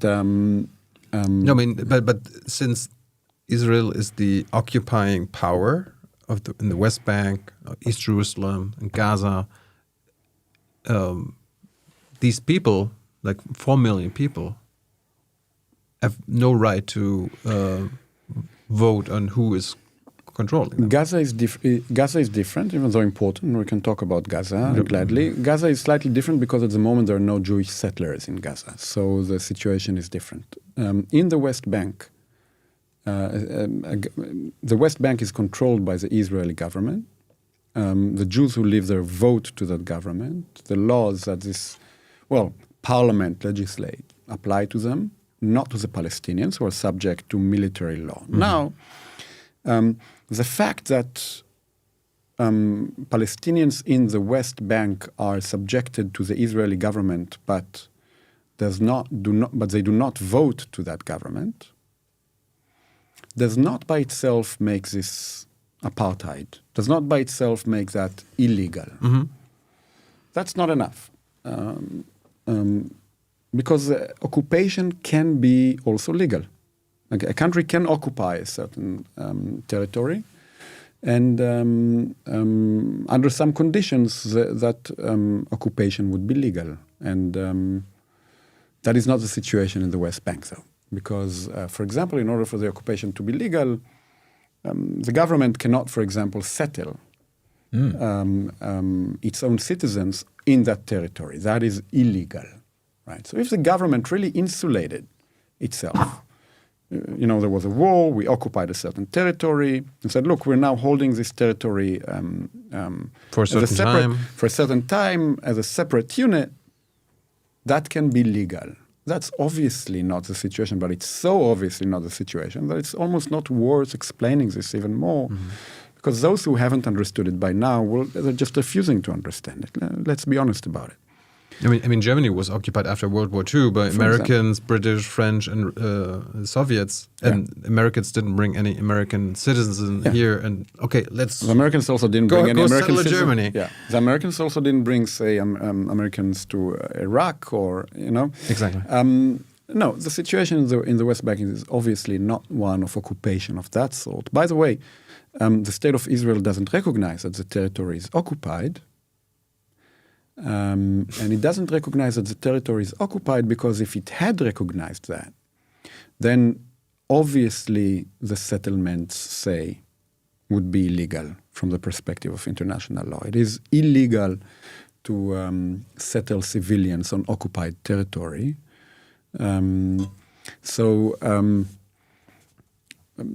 Israel's practice of doing that so massively depends on denying that the legal status of the occupied territories are, in fact, that they're occupied.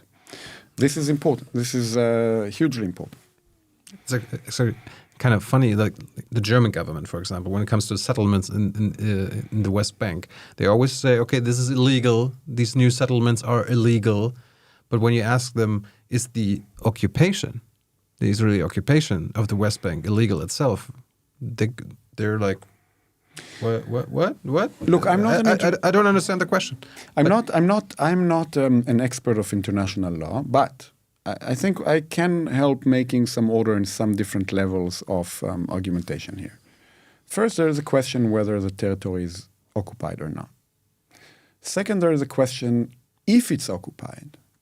Is the occupation itself legal or not? Mm-hmm. Third question is, if the territory is occupied and is legal, are crimes of war committed by the state in this territory? Mm-hmm. I think that one thing is obvious. The territory is occupied. And given that it's occupied, crimes of war committed in that territory against the laws of occupation, what would make an occupation legal or not. The question whether the occupation itself, when the occupation itself is no longer legal occupation, is a separate one. My view is that obviously it's not legal occupation because after so many years, after having demonstrated for so long that the purpose is not military occupation at all, no one who is discussing this in good faith can deny that Israel is not engaging the project of occupying this territory. It is engaging the project of settling and controlling this territory and making it part of its own state. Can you say colonizing? Yes, colonizing this territory. I think that would be true.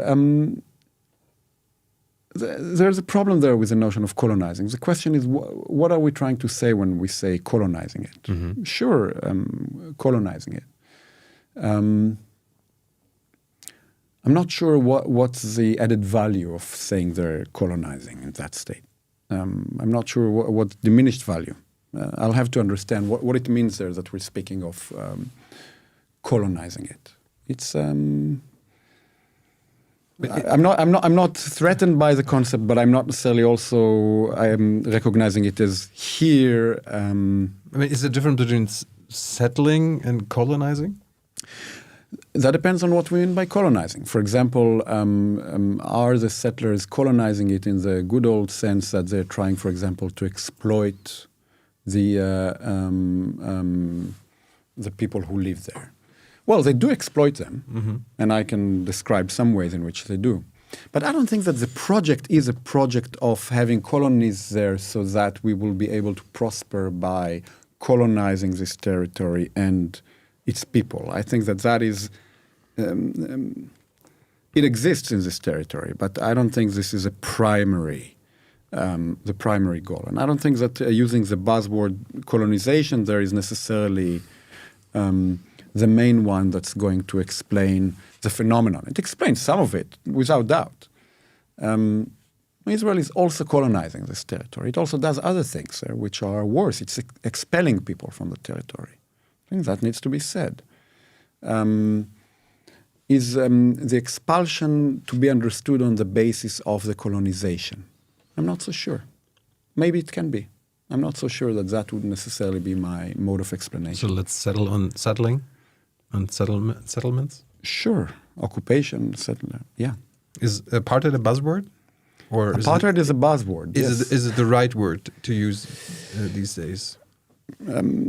Yes and no. I'm always worried about buzzwords because they create a buzz and they do not necessarily always promote thinking. In many ways, this is apartheid. So we need to say in which ways this is apartheid and in which ways this is not. And we need to ask, what is it that we're trying to accomplish when we say apartheid? Mm-hmm. And what is it that we're not trying to accomplish? I mean, apartheid... with we when we speak. I mean, Amnesty International did a report. Human Rights Watch did a report. B'Tselem, Israeli NGOs themselves. Yeah. Oh yeah. Talk about apartheid in the West Bank. I'm happy to in the West Bank. I'm happy to follow that and up to a certain point also defend that, and we can gladly discuss this. So I'm not afraid of the term apartheid. I just also don't want to fetishize it. Okay. We should be very careful. People say apartheid and then everybody attacks it and delegitimizes amnesty. This is false and harmful, and I'm willing now to argue my position on this. We should also not fetishize the term apartheid. The fight against the crimes that are committed against the Palestinians on this territory should not depend on this or that word that we use. But that's already talking too much about this, why to speak or how to speak about this term. There's one little problem with the term apartheid, which I want to flag. And after I flag that problem, I'm willing to argue in what ways Israel is constituting apartheid in those territories. The problem is that apartheid does carry a very strong comparison to South Africa. And that comparison is in some ways adequate. In some ways, it is not just that it's inadequate, it is also misleading and harmful and dangerous. That's the problem. If we flag that and flag the problem, we should also argue in what ways what Israel does there is apartheid. I do not believe that Zionism as such is a racist, supremacist politics of the sort that we saw in South Africa by the colonizers of South Africa. Zionism, and I hope this can be obvious to most people,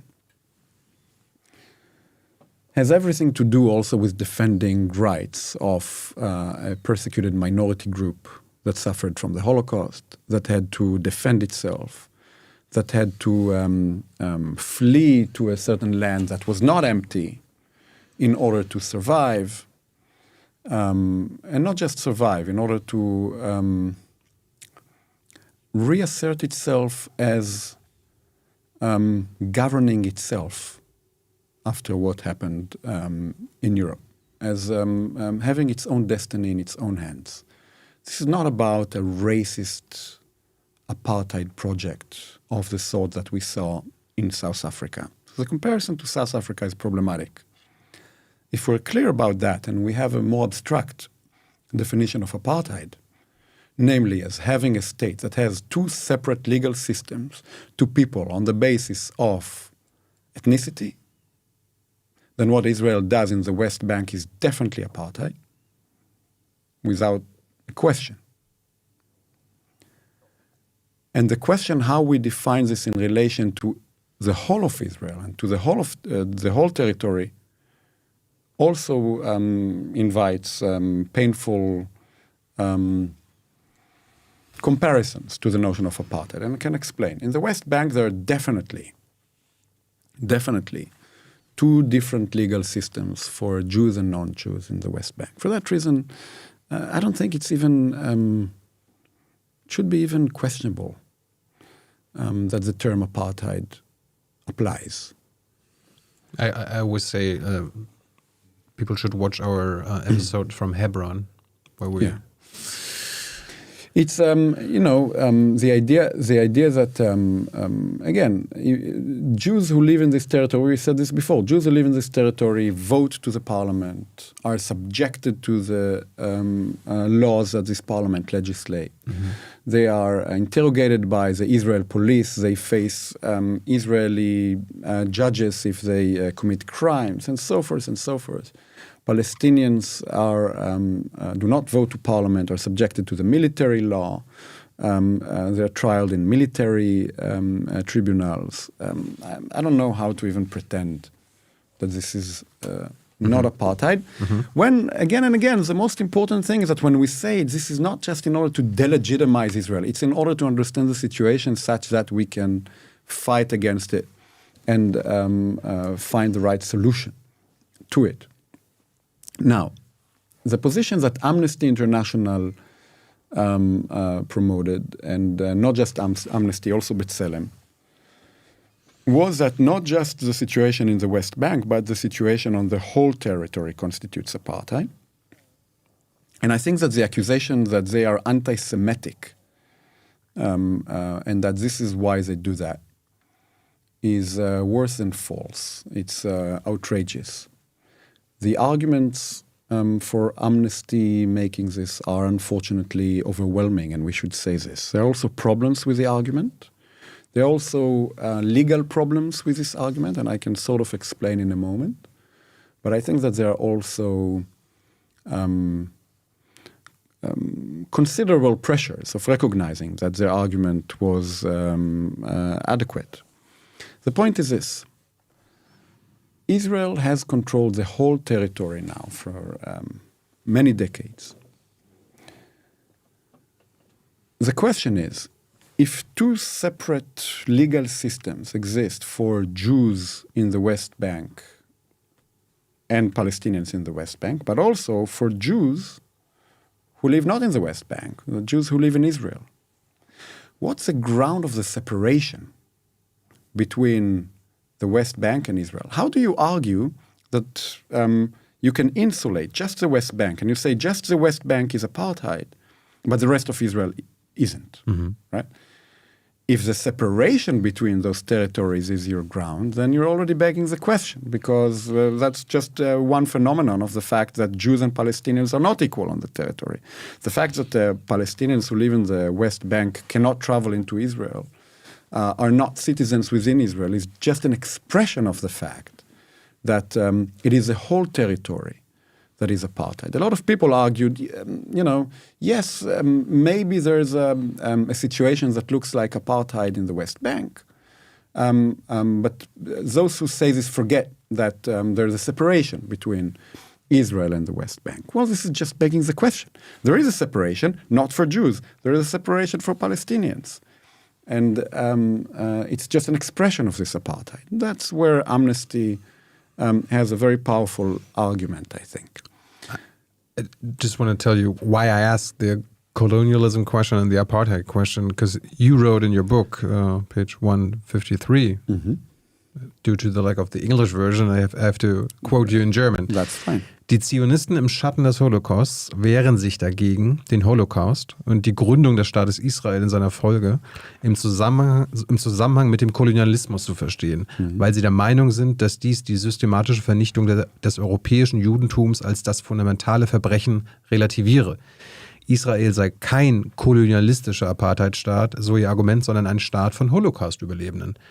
Und dann sagst du, natürlich ist das ein Trugschluss, denn Israel kann beides sein, und ist es leider auch. Oh yeah, I completely stand behind that sentence. Yeah. Israel is also a colonialist state. This is precisely the reason why I was so careful. I wanted to know, if we say colonialist, why? What is it that we're explaining, and what heavy lifting does the term colonialist do? Israel is also colonialist. It's also a state of Holocaust survivors. Unfortunately, it can be both.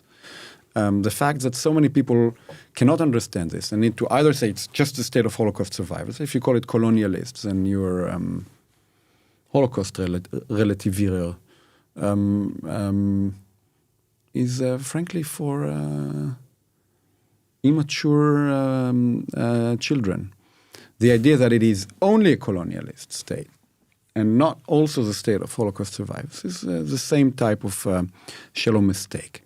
I mean, when we come to, like, from a German perspective, the German government only views it one way. Oh yeah, I've noticed. I think that's right, and I think, as I've said elsewhere, I think that this is an extremely uncareful way of being careful in relation to Israel. And just how uncareful we see now with the relation of business as usual to the new government, what seems to be, at least explicitly for now, a relation of business as usual to the new government. I understand we'll talk about this more in a moment. I'm not done with the apartheid question. I don't know if this interests you enough in order to explain the difficulties. There was a problem.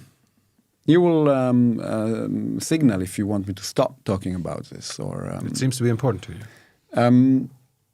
There was a problem in Amnesty's argument, but that's the fact that that was a problem shows you how powerful the argument was. The problem with Amnesty's argument was that in order to claim that Israel is apartheid on the whole territory, you have to argue that Israel should have annexed the territory and given full rights also to the Palestinians. Because what is it that you say? That you say the whole of Israel then is apartheid because there is no one legal system for Jews and non-Jews on the whole territory. If you say this, what you say de facto is Palestinians in the West Bank should have been also naturalized and under Israeli law. That you cannot say. Mm-hmm. Why? Because it contradicts international law to annex a territory that was taken in war. The demand that Israel would do that is not a demand that you can do from the perspective of international law. So if the argument is to be legal, that's the limit of the argument, and that was a problem with, I think that was the main caveat in the argument, but I want to show you how insignificant a caveat it was. For example, Israel does not recognize that the territory is occupied at all. I think it's the only country in the world that does not.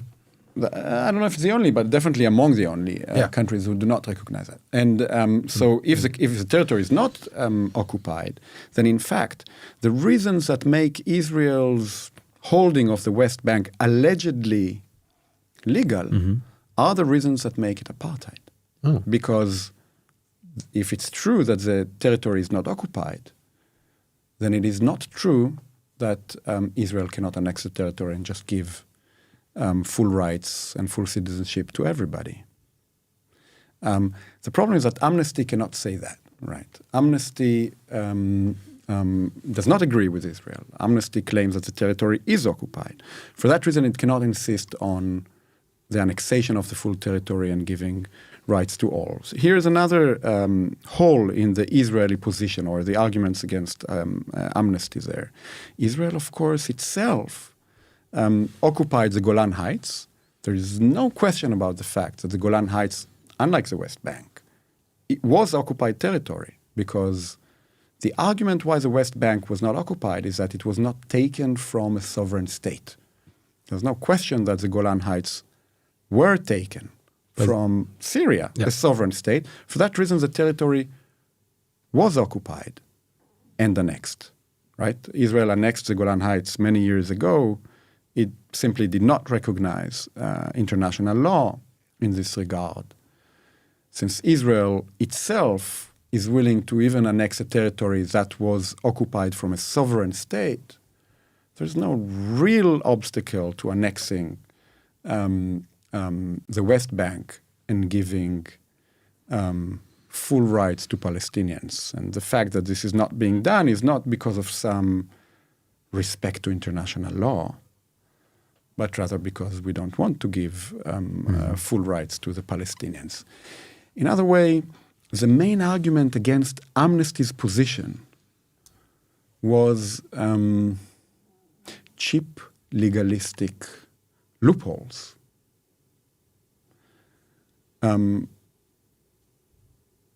Used by the international community in order to almost hold the Palestinians hostages of loopholes in international law.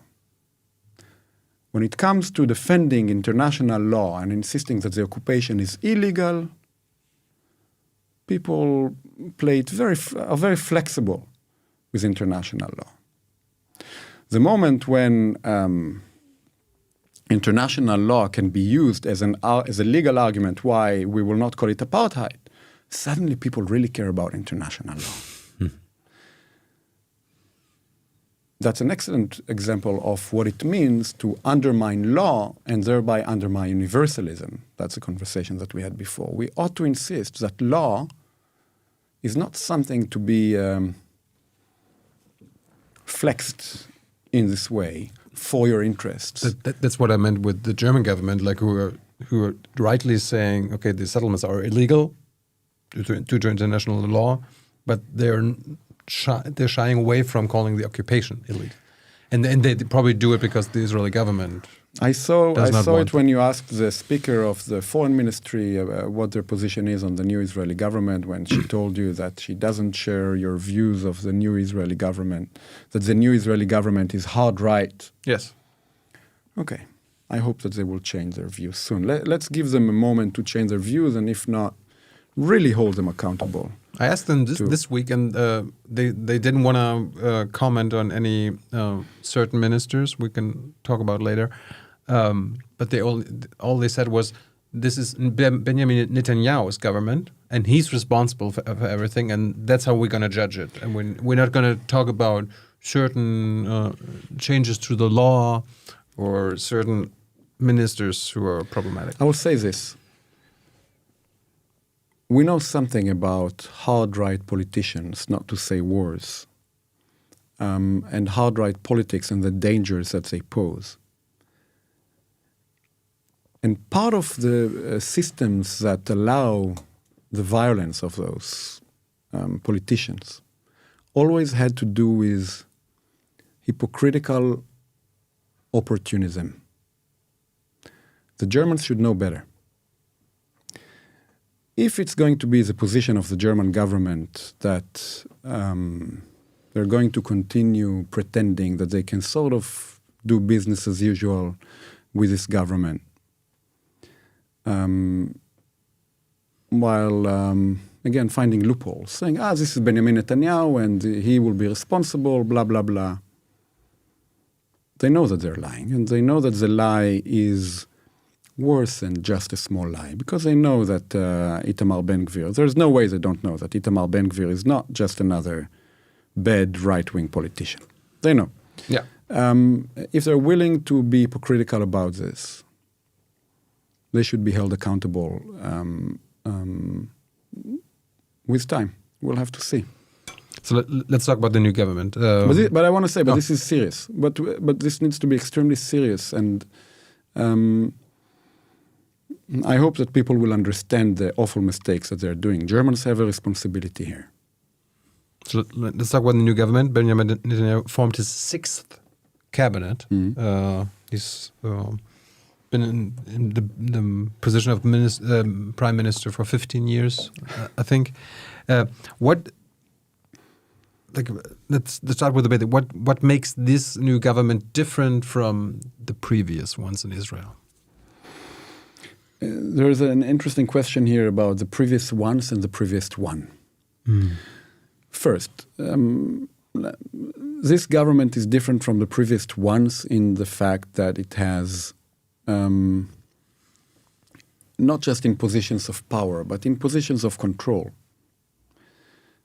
Ministers that previously would not have been allowed to run almost, not in some cases not almost, but were not allowed to run, that is. For office. Would not be allowed to run to office, not to parliament and so forth. because they are people convicted of supporting terrorism, people who officially support racism, and so forth and so forth. And they did not just enter parliament, they did not just enter government, they did not just enter cabinet, but they have entered, they're effectively in control of the government. The fact that they were in control of this government was proven, I think, by the coalition agreements that were signed between them and Benjamin Netanyahu. He basically gave them everything. For example, Itamar Ben-Gvir, a person who supported the assassination of Yitzhak Rabin at the time. The prime minister who did the two-state solution, or promoted the two-state solution. The Oslo Accords. In the 90s, yeah. With Arafat. Itamar Ben-Gvir, the person who established the lobby group for the release of the murderer of Yitzhak Rabin, that's the level we're talking about, required not just to become the Minister of Police or the Minister of Internal Security and to rename that ministry the Ministry of National Security or whatever he called it. Yeah. A lot of national offices emerged in the last week or so. But insisted on having special authority over the police that was not given to previous police ministers. Previously, the police was autonomous. It was not... it's under the government, but the chief of police is an autonomous professional. Itamar Ben-Gvir required to have special authority determining the police policy. When he did not quite get it, Netanyahu gave him something else. He took away the police troops, a certain branch of the police, which is famously the one dealing with Palestinians, the one that's most militarized police, separated it from the police and put it under the direct jurisdiction of Itamar Ben-Gvir. So Itamar Ben-Gvir, this real, I mean, I don't think I'm saying much when I call him fascist. I think that most people would agree that this is what he is. Maybe he would. Has full control over the police through the chief of police and direct control over the police troops. That's an example of the way in which if the German government, if the speakers tell you that Netanyahu is responsible and he's in control and they relate to him, the answer is that everybody knows that there's a lot of control of those people from the hard right who occupy positions of power. But explain why a fascist in control of police is so dangerous. Do I need to? Yes. Kant would have. Yes. We've spoken so much about Kant. Kant would have said this is almost an analytic statement. I mean, why is a person? Let's say, I said fascist once. Let's call him again ultra radical racist. In control of the police. Why is this dangerous? It's dangerous because he acts with absolutely no acceptance of the rule of law, and because he's racist, so he will use the police in order to undermine the rights of the minorities in the country, and not just to undermine the rights of the minorities, but to attack the minorities. In his case, violently. Itamar Ben-Gvir was accused by the chief of police in May 2021, when there were the clashes in mixed Israeli cities like Haifa, Akko, Ramle, and Jerusalem, and so forth and so forth. And the campaign between Israel and Gaza, right? I don't know if you remember those events. They were pretty traumatic and very, very harsh. Yes. Israel's chief of police said, this whole third intifada is caused by Itamar Ben-Gvir. And it was caused by Itamar Ben-Gvir because he tried to fire up the territory in order to produce this violence because he profits from it. Itamar Ben-Gvir is now the Minister of Police or the Minister of National Security. The answer, why is it so dangerous that he would now control the police, is that he can now use even the police in order to start this violence, rather than have the police try to contain him. And the police has tried to contain him. I'm not necessarily the greatest fan of the police in the Jewish and democratic state. But it is a police. It was not their interest to have more violence. They wanted to have less violence. This is why they have tried to contain Itamar Ben-Gvir and, in fact, criticize him. This is not common for a chief of police to argue directly against a parliament, an Israeli parliament member. The chief of police did this because he thought that this extremist politician, this extremist parliament member, is firing up the territory. Now, this minister will be able to maybe even so much as use the police in order to fire up the territory. That's the answer to your question. Like I read somewhere, like Israeli police considers him like a Jewish terrorist. Oh, yeah. And now he's their boss. I don't know for a fact, but I have absolutely no doubt that Itamar Ben-Gvir has a big file, not in the police, not just in the police, but in the Secret Service, in the Shin Bet. I don't doubt it for a second. And it's a very interesting question to ask. For example, would the Shin Bet now, when they go and say report in the cabinet, we're on that level in which it is a very interesting question to ask, what would the security services of the state now do, having to report to people who just a few days ago, just a few weeks ago, were definitely objects of intelligence gathering. What do you think? Because you were part of Shin Bet, right? Yeah, I was unimportant. This is irrelevant and unimportant. I had nothing to do with Jewish, gathering information on Jews. Also, I'm not important enough in order to have any clue how those things function in the cabinet.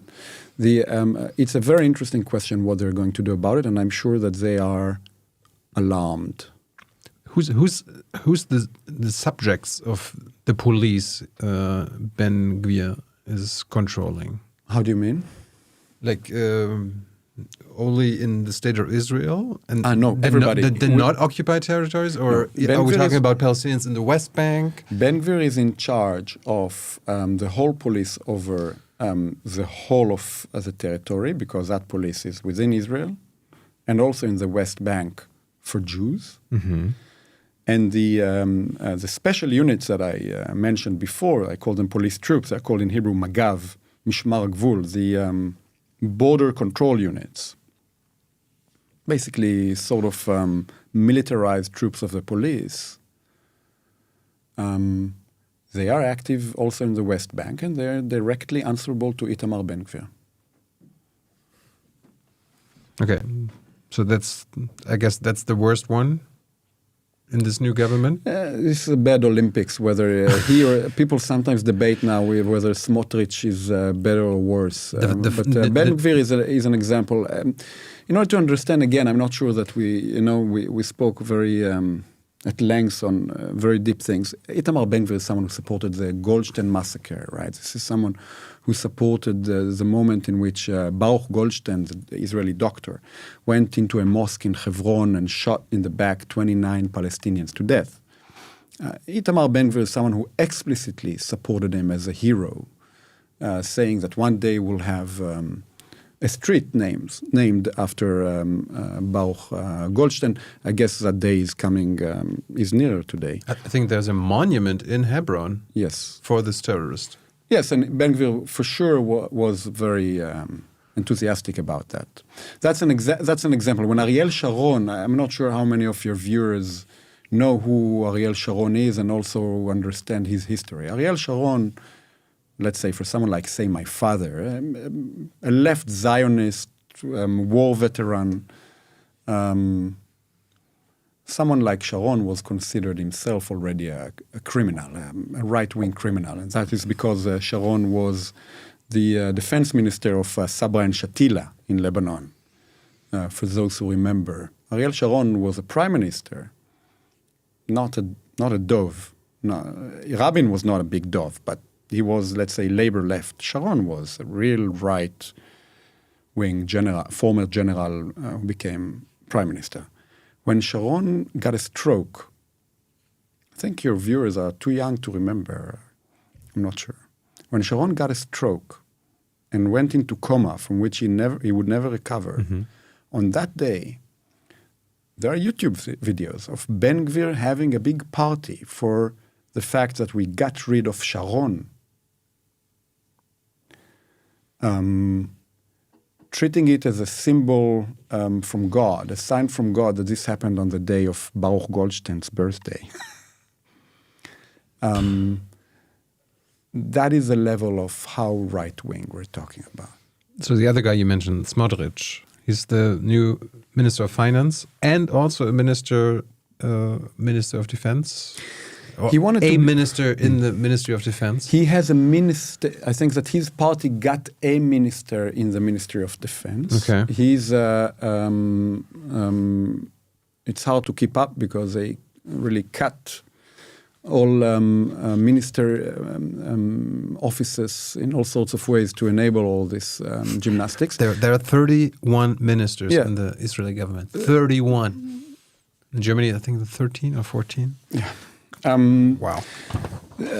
Okay. So there's a catch with Smotrich being the Minister of Treasury, and the reason why it's so important that he's a Minister of Treasury is that under his jurisdiction now are also the civil aspects of life in the West Bank. That is something that he insisted of. One needs to read the coalition agreements carefully, but he basically got it. There is a certain trick there. This needs to be administrated still through the defense ministry. But his party will, in effect, be in control of the civil life in the West Bank. And there is an interesting question to what extent that constitutes de jure annexation. Because the claim that there is a certain difference between Israel's legal system and the legal system in the West Bank has to do with the insulation of the control of the West Bank by professional military generals who report in a certain way to the Ministry of Defense, but they do not report to, it is not determined by the elected Israeli government or parliament. The moment when the authority ceases to be professional military generals doing their duty as military generals for the limited period of occupying this territory, the moment they stop to be the ones in control and the civil government of Israel, the elected government, takes over control, the territory has been annexed without saying so. I'm sure that a lot of legal experts were looking over the agreements very carefully in order to try to maintain the loopholes who will allow all the good people, say in the German government, with the goodwill and the great commitment to their past, to embrace those loopholes as the future hope of still saying that the territory hasn't been annexed and that Israel is not apartheid and that we still stand for the two-state solution and so weiter and so forth. So the Smotrich guy, he's a leader of the religious Zionist party. Yes. Kuma. Yeah. Is that... That was his faction before, and when they ran together with Ben Gvir, because he and Ben Gvir ran together, they ran under the list of the religious Zionism or whatever they call it in the end. Those things are they're in the flux because they run together and they separate and then they invent a new name. And So Smotrich and the Ben Gvir, who we talked about, these are the most dangerous people ever in an Israeli government, I understand you. They're more, I think we can easily say that they're the most dangerous people that any quote-unquote Western whatever that you've ever seen since the war. I don't think that any one of them would definitely not be allowed to run to parliament in Germany, say. Like if I were like Annalena Baerbock, I'd be like our German foreign minister, like Omri. Relax. Mach dich locker. Mach dich locker. Benjamin Netanyahu, he's their boss. He's the prime minister. He can tell them what to do or not to do, and he can like kick them out of office if they do anything illegal. So it's bad. Yeah, it looks bad. These are bad people. It's bad hasbara. Yeah. But so what? Let's see. She would say this, and once the territory is fired up, she will probably say that, I hope not. I want to give those people a chance to do their duty and to get serious about protecting international law, which has become so important to protect the lives and rights of Palestinians. But I fear that the moment in which this Ben Gvir, who has done this as a parliament member and now can do this as a minister, fire up the territory and start violence, I fear that those people who say, Mach dich locker, Omri, will say Israel has a right to defend itself when the fourth intifada, started by Ben Gvir, will take place with, this time, Ben Gvir in control of the police. And hopefully people will understand their duty and the significance of defending international law and the rule of law in those moments. I mean, it's kind of funny that Benjamin Netanyahu is now like one of the good guys in a government. And that may be part of a strategy. People say, and he will save us now. Netanyahu now is supposed to save us from the right wing. This is how far we've gone. A corrupt politician. Corrupt, right wing, at best conservative. I don't think conservative has changed Israeli basic law. This is not something that, in my books, conservatives do not play so loosely with quasi-constitutional basic laws. I mean, do you think Netanyahu will be against like certain political strategies by these extremists? Like, will he be able to control them, or he will not? I don't believe that he will be able to control them. I don't think that he will be able to control them, and the reason is that he needs them in order to escape prison. That's also why the government coalition agreements, he was not negotiating with them. He basically gave them everything that he can. There's an interesting question of what is his interests and what are their interests. And I think that they are relatively aligned because Netanyahu also is not interested in a two-state solution, for example. We cannot pretend that he is interested in a two-state solution any more than they are. He would like to annex a territory just like they would like to annex a territory. The question is only how, to what degree, how much he would like to announce it the same way that they would and so forth. But they control him because he has no government without them. And unlike many other politicians, those people do what they perceive as their duty. They did not come to play games. If they need to sit in the opposition, they will sit in the opposition.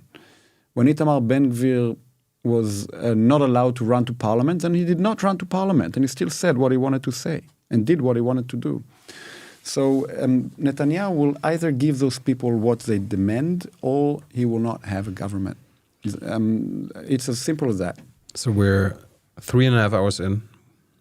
We cannot go much longer. So let's two more things and then we come to the audience question. Like we talked about the individual parts of the cabinet. Like what is the overall politics it's of this, the most right-wing government ever in Israel? What is the overall goal? And then we can talk about your Weimar. Ach so, yeah. I don't know. Look, I cannot say exactly what the overall goal is exactly. Only they can know. Yeah. Or God, in their case. Look, all coalition agreements started with a preamble, an introduction that stated something that's relatively new, stated explicitly. They said, and I quote this more or less from memory, they said, the Jewish people has the exclusive right over the whole of the Eretz Israel. In other words, they do not pretend that they are going for a two-state solution. They do not pretend that they view those territories as somehow separated from the state of Israel. Yeah. Here, I mean, I'm sure my quote was adequate enough. The Jewish people have an exclusive and unquestionable right to all parts of the land of Israel. The government will promote and develop settlement in all parts of the land of Israel, in the Galilee, the Negev, the Golan, and Judea and Samaria, that is the West Bank. So that first axiom of the government is extremely significant. Obviously, again, I don't think that needs to be explained too much why. But I worry that those people who have pretended so far that the territory isn't de facto at least annexed, that have been willing to play so loosely with international law in the international community, will also not be impressed by the fact that this was stated. We need to say it clearly, right? I mean, the international community did not need that statement in order to discover something that they don't know. So I think that's one reason why we also see those statements. They can be made because the situation on the ground was not different so far. That's one thing, but still needs to be mentioned. That's going to be the policy. I fear very much another change that was agreed upon in Clause 7a of Basic Clause Knesset, I want to say, other elections or the Knesset. Israel has a subclause that looks, up to a degree, somewhat similar to Germany's concept of wehrhafte Demokratie, militant democracy. The idea that you can exclude people from running to elections if they are extremist actors who want to use elections in order to subvert democracy. Now, this is important. This clause may or may not be legitimate. There's, by the way, big debates about this in political theory, whether a clause of this sort is legitimate. Germany has obviously good reasons in order to have such a clause and prevent those who want to use elections in order to undermine democracy. Israel has done something else with this principle of wehrhafte Demokratie. It extended the notion of wehrhafte Demokratie to the wehrhafte Demokratie and the Jewish state. So you cannot run to parliament if you deny Israel's existence as a democratic state and if you deny Israel's existence as a Jewish state. That is principle clause 7a. As a subclause of this clause, there's also the statement that you cannot run to parliament if you support racism. That has always been a stumbling block to Ben Gvir from running, and he has been excluded in the past from running on the basis of this subclause. His friends, Baruch Marzel, people that will not interest you here, are still not allowed to run because of this subclause that says if you support racism, you cannot run to parliament. So how was he able to run last time? Good question. The Supreme Court allowed him, and I think that shows you. I have big questions to our Supreme Court, but that's something to discuss maybe later or some other day when we're not so much in. Anyway, to make a long story short, in the coalition agreements, they have agreed already to cancel the subclause that says that if you're racist, you cannot run to parliament. One question about this is why? Why would they do this? If the racists are already in, who cares? They're allowed to run, and the answer is that, as they stated also in those coalition agreements, they want to start actually applying this law. That is, they cancel the subclause that say you cannot run if you're racist, but of course they keep the clause that says you cannot run if you do not support Israel as a Jewish democracy.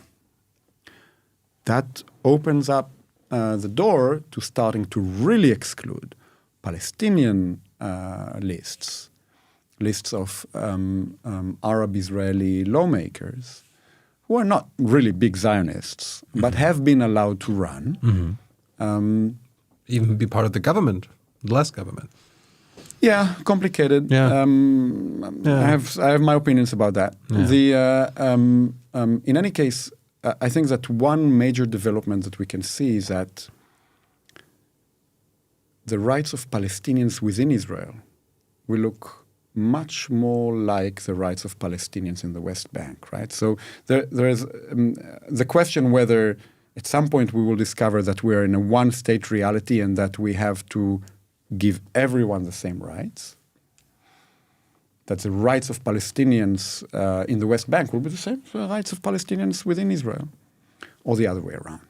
I think we're seeing the trend that will make them the life of Palestinians within Israel much more similar to the lives of Palestinians in the West Bank. Of course, not one-to-one, of course, not exactly like that.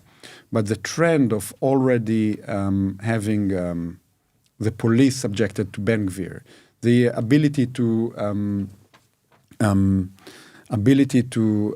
really exclude Palestinian lawmakers from running to parliament. By the way, another thing that was not mentioned, the Shin Bet, the Secret Service, will now have extra units that deal with crime, not with terrorism, not with espionage, but with crime in the Palestinian-Israeli cities and towns. Show you that there is a tendency to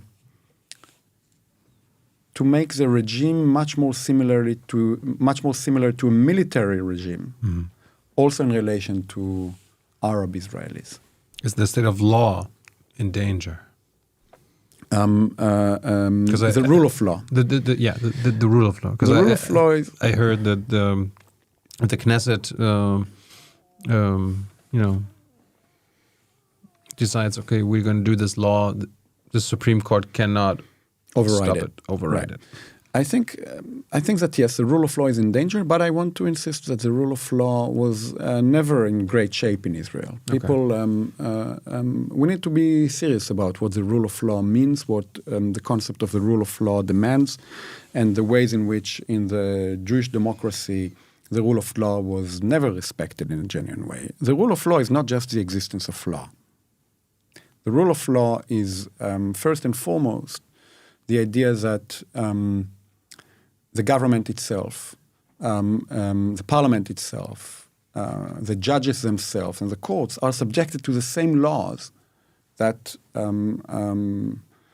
to which the citizens are subjected. And they control each other. Exactly. Gewaltenteilung. Wunderbar. Exactly. Now, in the Jewish state, that was never respected for several reasons. First, because don't forget that the Israeli Supreme Court was also controlling what was happening in the West Bank. The laws to which Palestinians in the West Bank are subjected do not apply to the Supreme Court justices sitting in Jerusalem. They do not apply to the judges, the military judges who judge them in the West Bank. That's just a teaser, it's just a taste of why the notion of the rule of law was always very shaky in the Jewish state. The rule of law requires full equality before the law. Mm-hmm. And arguably in a Jewish state, there is no full equality before the law. For example, because a principle that states that if you do not support the Jewish state, as a Jewish state, you cannot run to parliament. Can a Palestinian really support that? And if not, they cannot run. How does this principle relate to the notion of the rule of law? We would have to have a longer conversation about this, but the rule of law was always a problem. But yes, Benjamin Netanyahu, more than anybody else, needs to be able to prevent the Supreme Court from cancelling governmental and parliamentary decisions, laws or governmental decisions, and he needs that in order to be able to escape from prison.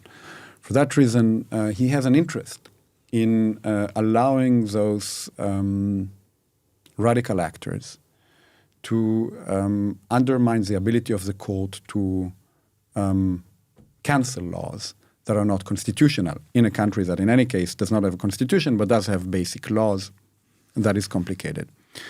That would mean the end of Gewaltenteilung. Oh yes, for sure. There's a catch. There are two catches. There is a fact and a catch. A fact. Yariv Levin, someone that you probably need not know, one of the people who is the greatest enemy of the Supreme Court, one of Netanyahu's closest allies in the Likud, within the Likud, a very sophisticated, thoughtful man, has become the Minister of Justice. That's a bad sign that they're actually going to do just that and promote the crushing of the ability of the Supreme Court to cancel laws of the parliament. And that's because Yariv Levin is a very capable person who has been for years arguing that this is what needs to be done. The fact that he was given this role is a sign that they may be actually going to versions of doing that. That's a fact. Here's a catch. Israel will not go too far down that line. And I believe that not even Ben Gvir and Smotrich, they will not go too far down that line, and that for the following reason. The Supreme Court has served de facto as the Iron Dome of Israel from international law. Because we have, allegedly, such a beautiful, powerful, independent legal system, even though that legal system has enabled basically everything that has happened contrary to international law in the occupied territories. Even though that legal system, that court system, has undermined the rule of law by doing that. It enjoys huge respect. So on the right hand, this legal system has always enabled all the crimes that were conducted against the Palestinians in the occupied territories. They legalized the settlements. They allowed torture. They allowed expulsion of Palestinians. And so all the things that are illegal by international law, the Supreme Court has actually allowed. On the other hand, we were never accountable to international law, say in The Hague, because the argument was always Israel has a powerful and independent court system. And for that reason, say The Hague cannot, the ICC say, does not, that's one reason why the international law will not come and undermine the sovereignty of the state of Israel given the independent courts. If they will go too far and undermine the independence of the court, then international law will have more teeth. And there will be much more pressure to apply international law and judge Israel as accountable to this law. So they will have to find some balance precisely in order to enable worse crimes in the occupied territories. Two small questions left for me. I'm an optimist. Good. Maybe this government will fall apart within a few months and we get new elections. How is that possible? There's a difference between having hope and being an optimist. To have hope does not depend on actually believing that things will get better. I don't see this government falling apart so fast. I think that they are ideologically actually in great agreement with each other. I think that their interests align.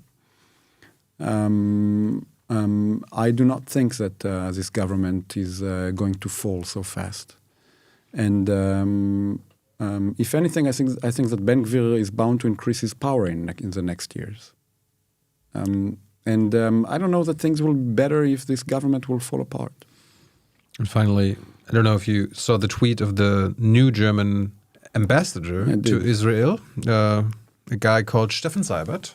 If people don't know, Steffen Seibert is now the German ambassador to Israel. And he tweeted yesterday Congratulations, Prime Minister Benjamin Netanyahu, on the formation of the 37th government of the State of Israel. Israel and all her citizens can continue to count on Germany's friendship and our commitment to the democratic values we have shared for so long. Yeah, I think Avram Burg, my friend, got it just right when he tweeted back. He wrote, as for the end of the ambassador, Avram Burg, for those who don't know, was the previous president or speaker of Israel's Knesset, the president of the Jewish agency, even the interim president of the State of Israel. I'll say that we share relatively similar politics now. He wrote in response, I'm reading from your Twitter, I think he got it just right. As for the end of the ambassador's tweet, I'm afraid we are more connected now to other chapters in recent German history, not the democratic one. I think he gets it right. And I think that I would be surprised if that's dark. I think that the ambassador in Israel must know it. I don't believe that he doesn't know it. I don't want to put words in his mouth. I obviously don't. But I don't believe that the Germans don't understand that. No. I know that Steffen Seibert knows. Maybe he's even watching. So I hope so. And I think that we need to be very serious about this. Okay, there is a new government that poses new challenges, also to German officials in how to find the right words and how to promote democracy and defend it. Mm-hmm. Things that people need to understand their responsibility. For now, they're just spreading some hypocritical words while considering their policy urgently and trying to understand what the policy is going to be, fine.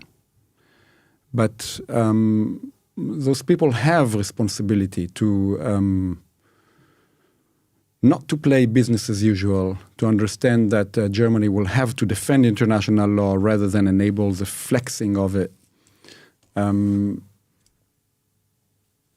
Let's see if they change the way they speak. If not, then they have not learned what they had to learn from history. It's as simple as that. Oh, thank you. Thank you very much. A few audience questions? Sure.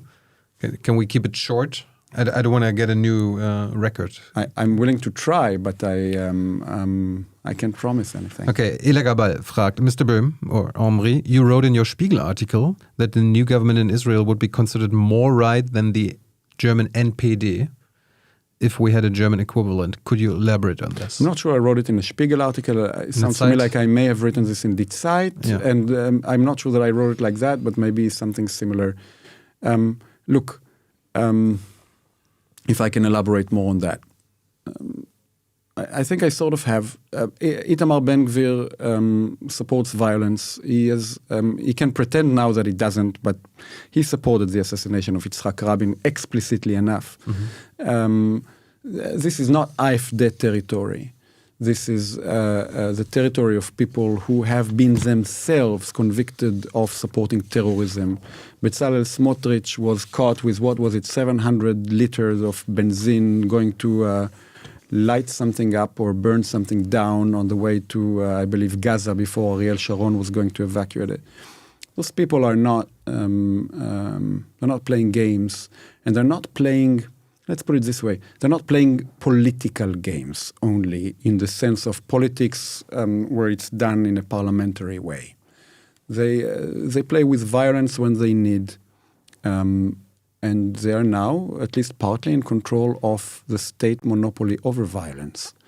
That's the reason why this is so dangerous. Is there anything Palestinians themselves can do?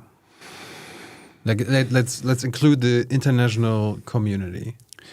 I think that we discover now how important it was that Palestine was recognized as a state party to the Rome Treaty or Convention. Mm-hmm. I'm not sure what you call this in English or German.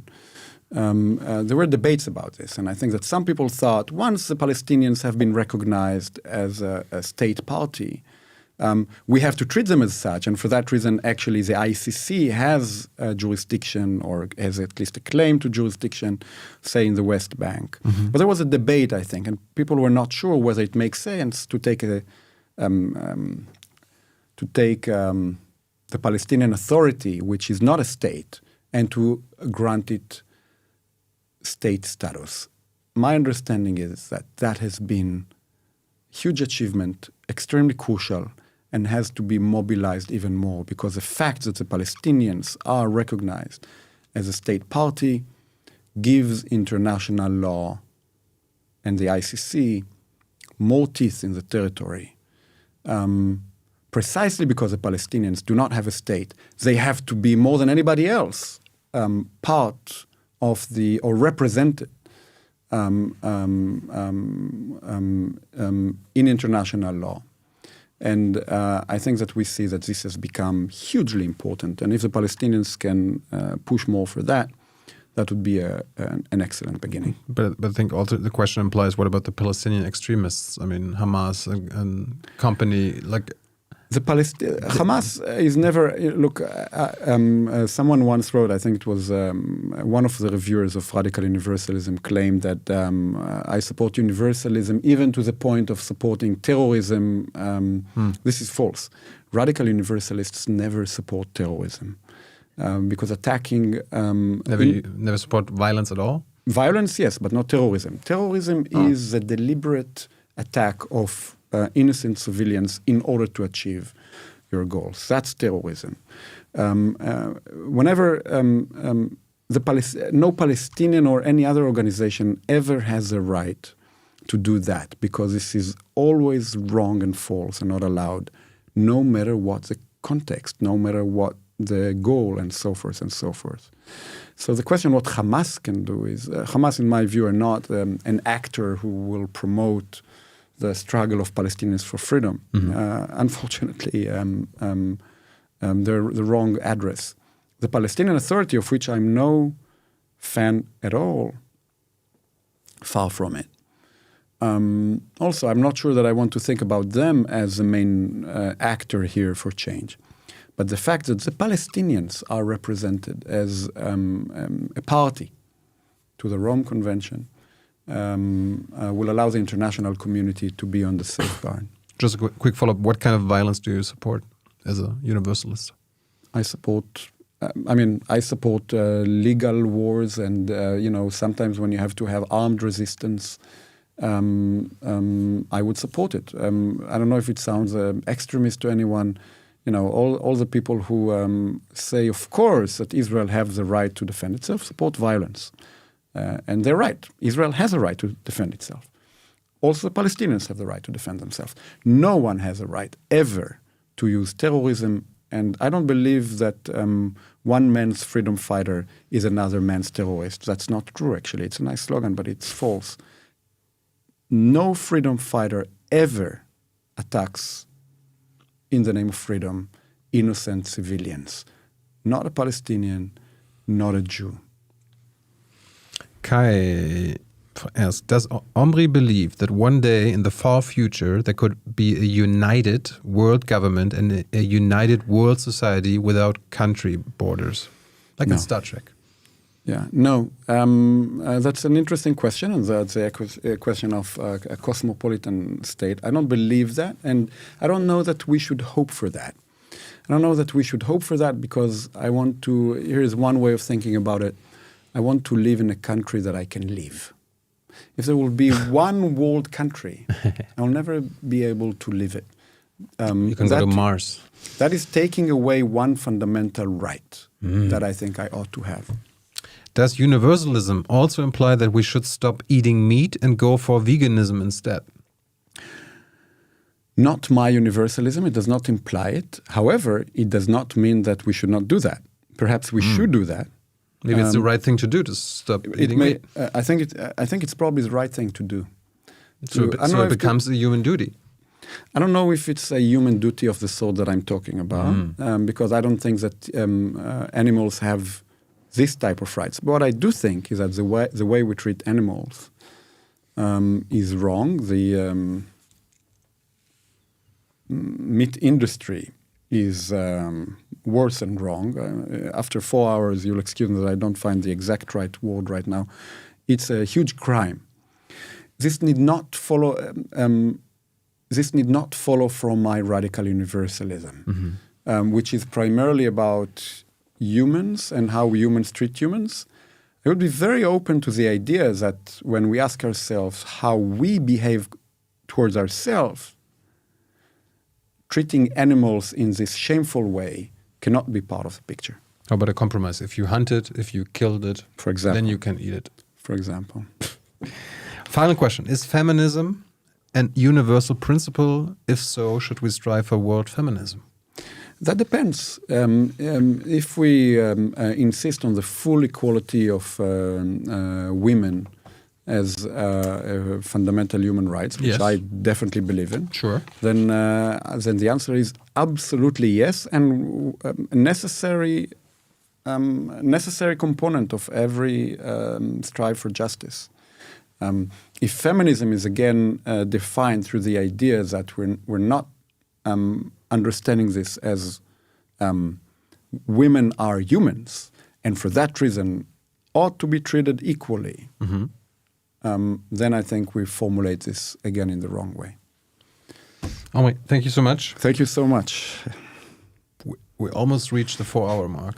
All right. Do you want to go a little bit No. more so that we... No. Let's continue it another time.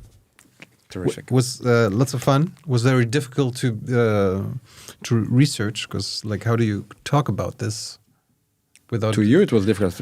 without turning it into a philosophy class in New York? Yeah.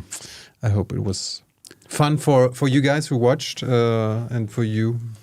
For me, it was fun. I hope Okay, I okay. was not boring your audience too much. It was fun. Yeah. Good. And come back soon. Abgemacht. Thank you so much. Guys, thank you so much. Dankeschön für eure Unterstützung dieses Jahr, im Jahre 2022. Wir sehen uns schon in ein paar Tagen wieder. Dann ist es im Jahr 2023. Ihr habt noch bis morgen Zeit, uns zu unterstützen. Wer mindestens 20 € gibt, landet im Januar im Abspann. Ein paar Gäste haben wir ja schon angekündigt. Und ansonsten guten Rutsch. Happy New Year. Bye bye. You too.